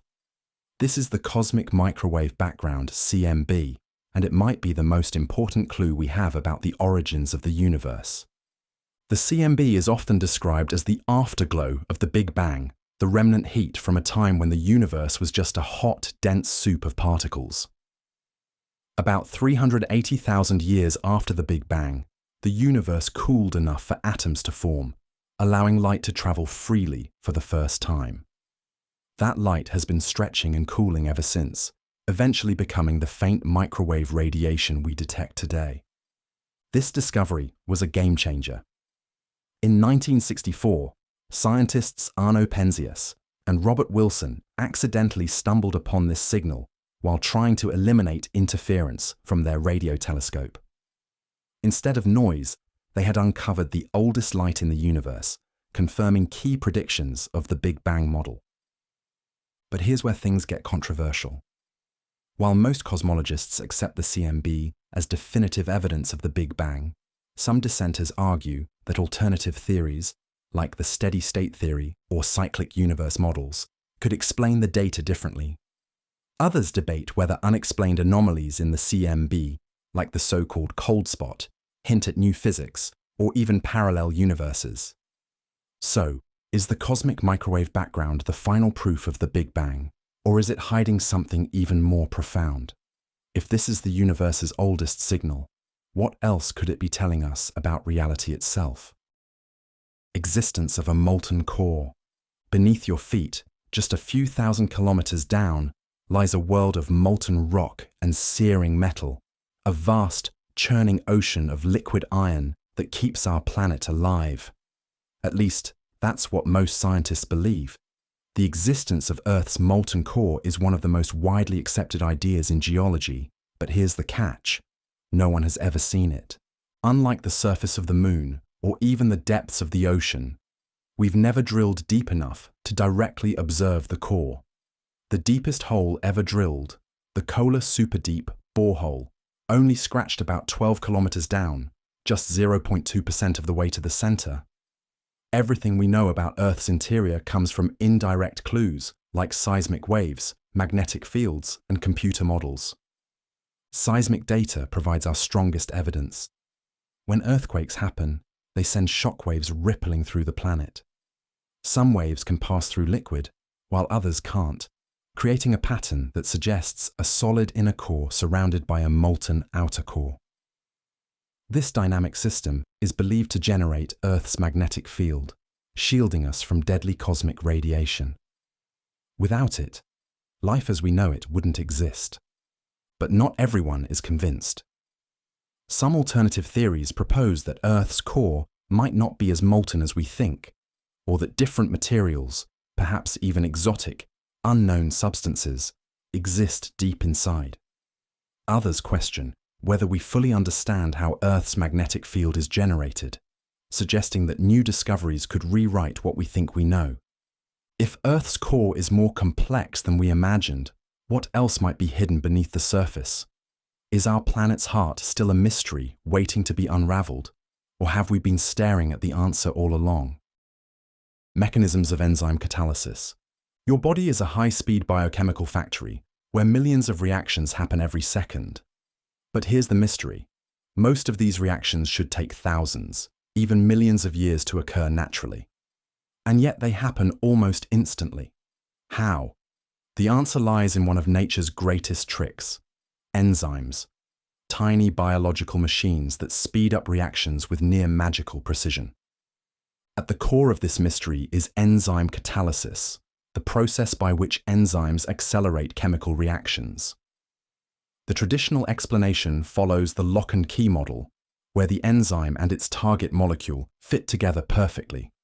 But things get strange when we dive deeper. For decades, scientists believed enzymes worked simply by stabilizing molecules and lowering the activation energy needed for reactions. But modern research suggests something even more bizarre. Enzymes may actually manipulate quantum mechanics to get the job done. Some experiments suggest that enzymes enable quantum tunneling, where particles skip over energy barriers instead of climbing them. This would mean that enzymes don't just speed up reactions, they bend the rules of classical chemistry. Not everyone agrees with this idea. Some researchers argue that more conventional physics, such as electrostatic interactions, fully explain enzyme efficiency. Others believe that enzyme evolution itself has fine-tuned them to exploit quantum effects, making them far more sophisticated than we ever imagined. If quantum tunneling is truly at play, it could reshape how we understand not just biology, but chemistry itself. Could the secrets of enzyme catalysis one day help us design super-efficient artificial enzymes or unlock new frontiers in medicine? Or are we still missing something even bigger? Stability of certain elements. Some elements are like ticking time bombs, constantly breaking apart, while others sit calmly, unchanged for billions of years. But why? What makes some elements stable while others collapse in an instant? This question has led to one of the biggest mysteries in nuclear physics, the island of stability. In the periodic table, most elements beyond uranium are radioactive, meaning their atoms decay over time, sometimes in mere fractions of a second. The heavier an element gets, the more unstable it tends to be. But physicists believe that certain super-heavy elements, ones we've never even seen in nature, might be strangely stable, lasting seconds, minutes, or even longer than the age of the universe. The idea comes from nuclear shell theory, which suggests that atomic nuclei have magic numbers of protons and neutrons that make them extra stable, just like how electrons fill energy levels in atoms. If a super-heavy element lands on this so-called island of stability, it might resist decay far longer than expected. But here's the problem. We've never been able to synthesize one stable enough to prove it. Some scientists believe we're close, pointing to recent discoveries of elements like moscovium and oganesson, which hint that stability may increase as we push further into uncharted atomic territory.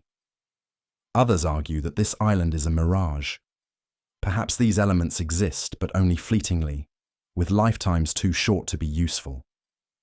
If we do find a long-lived super-heavy element, it could redefine chemistry and nuclear physics, opening doors to new materials, energy sources, or even undiscovered laws of nature. Could we one day engineer an element more stable than anything found on Earth? Or are we chasing an illusion, hoping to hold on to something that was never meant to last? Concept of aromaticity. Some molecules refuse to behave the way they should. Instead of following the normal rules of chemical bonding, they form strange, ultra-stable rings with electrons that seem to float around freely. This is the essence of aromaticity, one of the most puzzling and fundamental concepts in chemistry. The term might make you think of pleasant smells. After all, many aromatic compounds, like benzene, were originally discovered in fragrant substances. But scientifically, aromaticity is about stability. Unlike most molecules, which have fixed bonds between atoms, aromatic compounds share electrons across the entire ring structure, creating a weird cloud of electron density that makes them far more stable than expected. Here's where things get controversial. For decades, chemists believed that aromaticity followed a strict rule. A molecule must have a specific number of electrons in its ring, called Huckel's rule, to be aromatic. But then, Anti-aromatic compounds were discovered, structures that should have been stable but turned out to be highly reactive.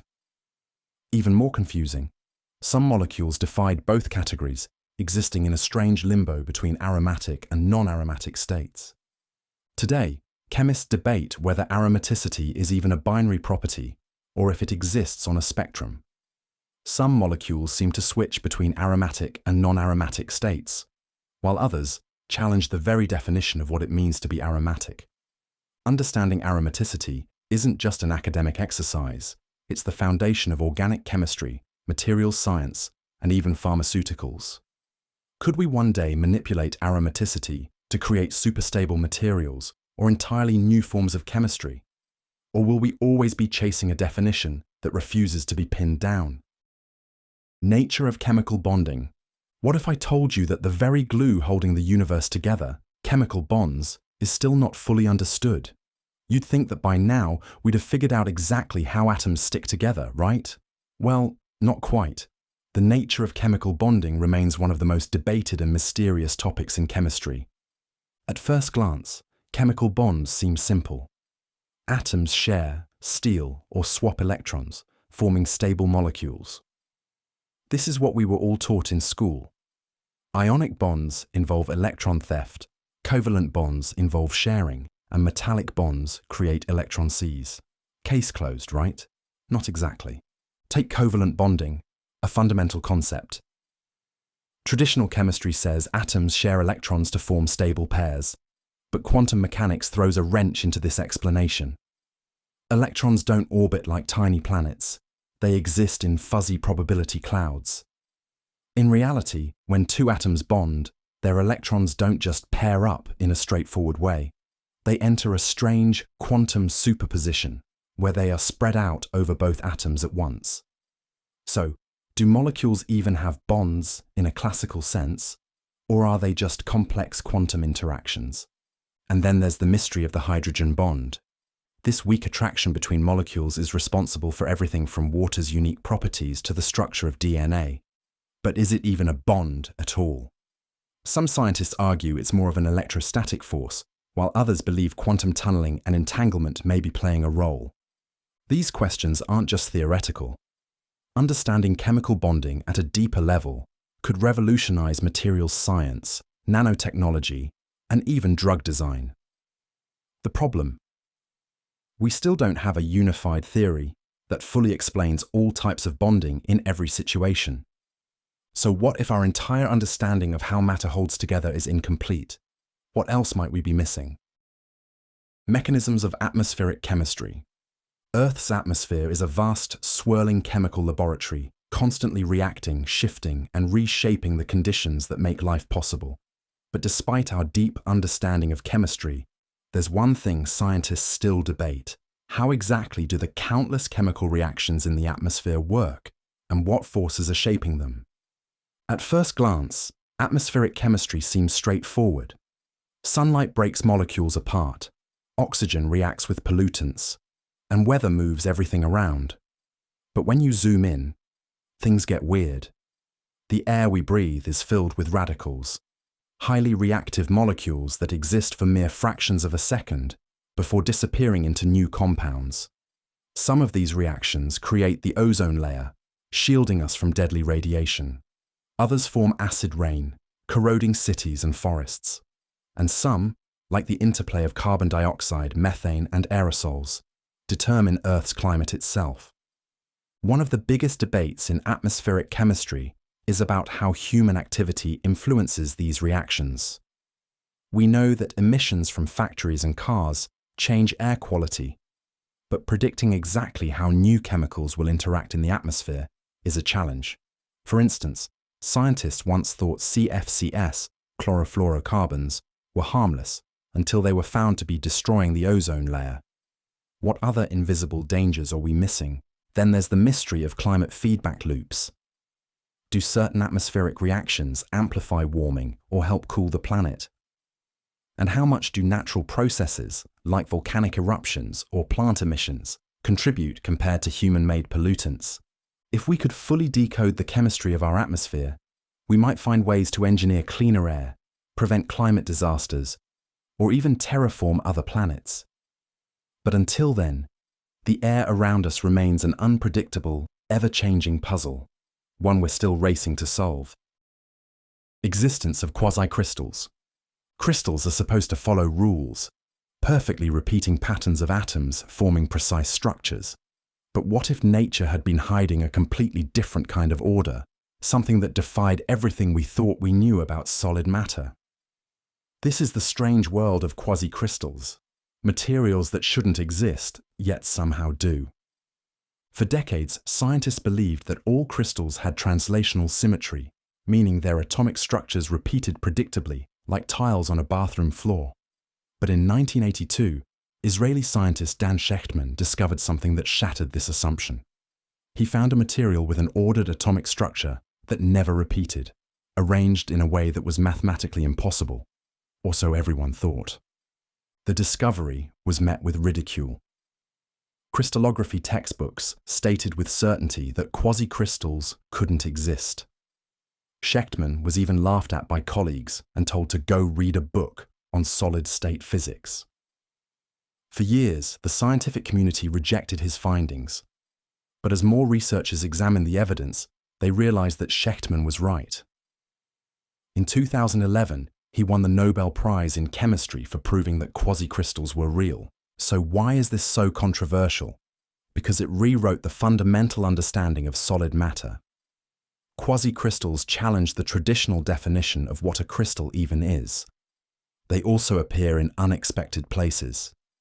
Some have been found in meteorites, hinting that nature may have created them long before we did. Now, scientists are exploring how quasi-crystals could be used in everything from non-stick coatings to ultra-hard materials. But their existence still raises deeper questions. Are there other unknown forms of matter waiting to be discovered? What other impossible structures might nature be hiding from us? Molecular machines. Imagine machines so small that they could fit inside a single cell, repairing DNA, delivering drugs directly to diseased tissues, or even assembling molecules with atomic precision. These aren't science fiction.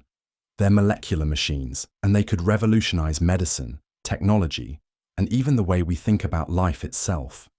Molecular machines are nanoscale structures that move, rotate, and perform mechanical tasks, just like the gears and levers in a watch, except they operate at the scale of individual molecules. Some already exist in nature. Take ATP synthase, an enzyme found in cells that spins like a microscopic turbine to produce energy, or kinesin proteins, which literally walk along cellular highways, carrying vital cargo. But what if we could design and build our own molecular machines? Scientists are now developing synthetic versions, tiny molecular motors that can be controlled by light, electricity, or chemical reactions. In 2016, this work won the Nobel Prize in Chemistry, marking a huge leap toward a world where artificial molecular machines could be used for everything from targeted drug delivery to creating self-repairing materials. So why is this controversial? Because if we can engineer molecular machines, could we one day create self-replicating ones? The idea of nanobots multiplying uncontrollably inside the body or environment sparks both excitement and fear. Some researchers worry about unintended consequences, while others argue we are still far from that reality. But one thing is certain: molecular machines have already begun to blur the lines between biology and technology. Could we one day build a fully synthetic life form from scratch? If nature has spent billions of years perfecting molecular machines, how long will it take for us to catch up? Role of volcanism in climate. There's a force on Earth that has shaped entire continents, wiped out species, and even altered the course of human history, all without a single conscious thought. Volcanoes. They're not just fiery mountains. They might be one of the most powerful climate influences on the planet. Some scientists even argue that volcanic eruptions have played a bigger role in shaping Earth's climate than we ever realized. Volcanoes release massive amounts of gases and particles into the atmosphere. Some, like carbon dioxide, trap heat and contribute to global warming. Others, like sulfur dioxide, reflect sunlight, and cause cooling. A single large eruption can lower global temperatures for years. The 1815 eruption of Mount Tambora in Indonesia was so massive that it triggered the year without a summer, plunging temperatures, ruining crops, and leading to widespread famine. But here's where the controversy begins. Some researchers believe volcanic activity has contributed to long-term climate change, even playing a role in past ice ages. Others argue that while individual eruptions can cause short-term cooling, their impact is insignificant compared to human-driven carbon emissions. The biggest debate? Whether modern climate change models properly account for volcanic influences. Some claim they overestimate the role of CO2 while underestimating volcanic effects. If volcanoes have altered climate before, could they do it again? And more importantly, could we one day harness this natural force, perhaps even trigger small eruptions to cool the planet intentionally? A wild idea, but considering how much power volcanoes already have, maybe nature has been running its own climate experiments all along. Future of ice sheets. The fate of the world's ice sheets could decide the future of civilization itself. These vast frozen landscapes hold enough water to reshape coastlines, drown cities, and alter global weather patterns in ways we're only beginning to understand. But just how much ice will melt, and how fast, remains one of the most controversial questions in climate science. Greenland and Antarctica contain 2/3 of the planet's fresh water, locked away as ice. If they were to melt completely, sea levels could rise by over 200 feet, turning major cities into underwater relics. But that's not the only concern. As ice sheets break apart, they disrupt ocean currents, affect weather systems, and even influence the Earth's rotation. The real debate lies in how quickly this process is unfolding. Some scientists argue that we've already passed the tipping point, with irreversible melting underway. The evidence? The collapse of ice shelves in Antarctica, the accelerating flow of glaciers, and the discovery that warming water is eating away at ice from below. Others believe there's still time, that the ice sheets are more resilient than we think, and that stabilizing global temperatures could slow or even halt their retreat. But here's the real question. What happens if we're wrong? If ice loss is faster than predicted, we could see catastrophic flooding within our lifetimes. Could we find a way to refreeze the poles, redirect ocean currents? Or will future generations simply have to abandon the coasts and move inland?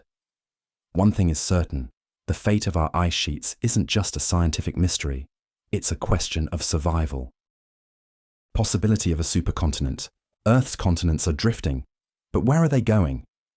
Right now, the continents are scattered across the globe, but geologists believe they are slowly moving toward a future supercontinent, one that could reshape life on Earth in ways we can barely imagine. This isn't just speculation, it has happened before. Hundreds of millions of years ago, all land on Earth was fused together in a massive supercontinent called Pangaea. Over time, it broke apart, creating the continents we know today. But plate tectonics never stops. Continents are constantly shifting, moving at about the same speed as your fingernails grow. And in another 200 to 300 million years, they could collide again, forming a new supercontinent. There are several competing models for what this might look like. One idea, called Pangaea Proxima, suggests that the continents could slowly drift back together into one massive landmass near the equator. Another, called Amasia, predicts that North America and Asia could merge at the North Pole. Meanwhile, the Nova Pangaea model envisions a completely new land arrangement, driven by changes in ocean currents and plate motion. But what would this mean for life on Earth?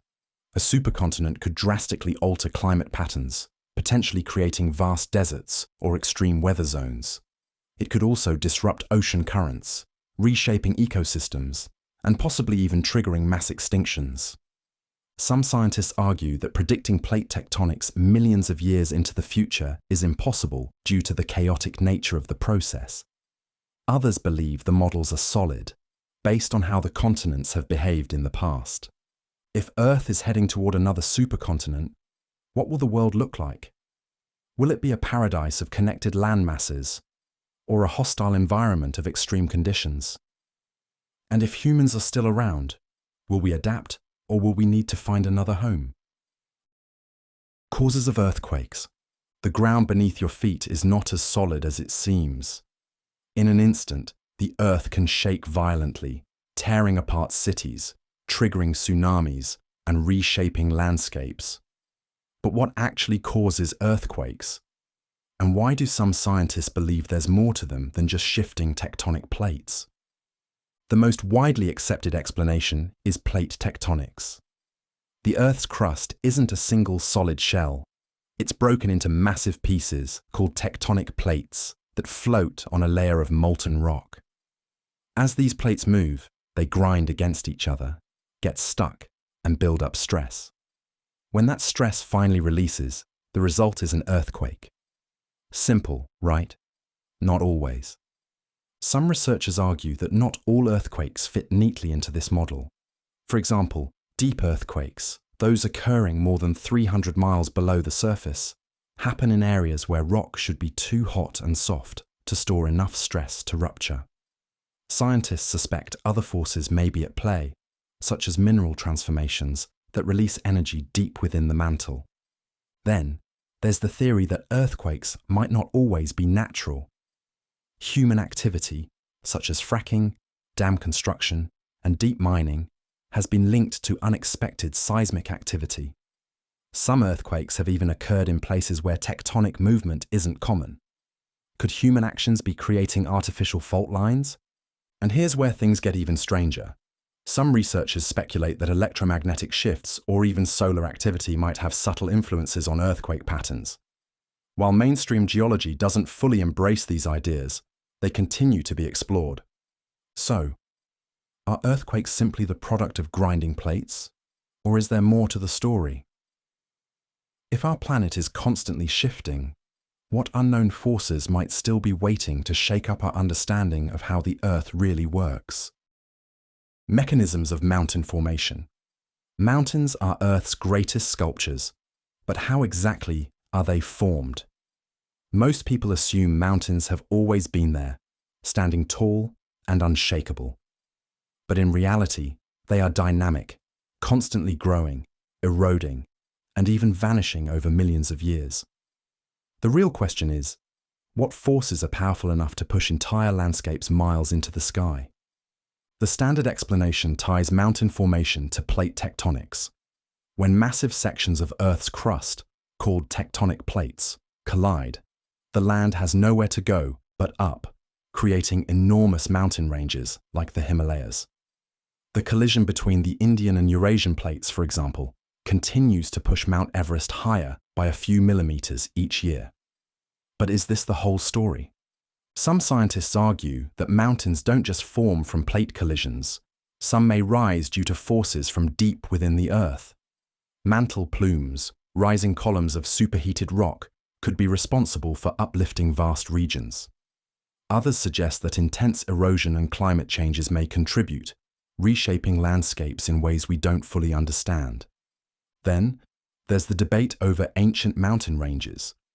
If plate tectonics explain modern mountains, why do we find evidence of ancient mountain belts in places where no major tectonic activity exists today? Could there be missing geological processes at play? Mountains hold the history of Earth's violent past, and yet their formation is still full of mysteries. Are there hidden forces shaping the land beneath us? Or do we already have all the answers but just need to dig a little deeper, perhaps beneath our very feet? Role of asteroids in Earth's history. What if Earth's history was shaped not by slow, gradual changes, but by sudden, cataclysmic impacts from space? Asteroids, those wandering space rocks, have a reputation for destruction. But their role in shaping our planet might be far greater than we ever imagined. Some scientists argue that without them, life as we know it wouldn't even exist. The most famous example? The Chicxulub impact, the asteroid that wiped out the dinosaurs 66 million years ago. When this 6-mile-wide rock slammed into what is now Mexico's Yucatan Peninsula, it unleashed destruction on a planetary scale. Shockwaves, wildfires, tsunamis, and a cloud of debris that plunged Earth into darkness. Without that impact, mammals, our ancestors, might never have taken over. But that's just one theory. Some researchers believe asteroids didn't just wipe species out. They may have also helped create life. Early Earth was bombarded by space debris, and some scientists think that these impacts may have delivered water, organic molecules, and even the building blocks of life itself. If that's true, then the very event that nearly wiped out life millions of years ago could be the same force that made it possible in the first place. Not everyone agrees. Some argue that Earth's geology and volcanic activity played a bigger role in extinctions and climate changes than asteroid impacts ever did. Others suggest that asteroid-delivered organic molecules weren't necessary. Life could have emerged from Earth's own chemistry. So which is it? Are asteroids cosmic harbingers of doom or essential ingredients for life's creation? If another impact were headed our way today, would it mark the end or the beginning of something new?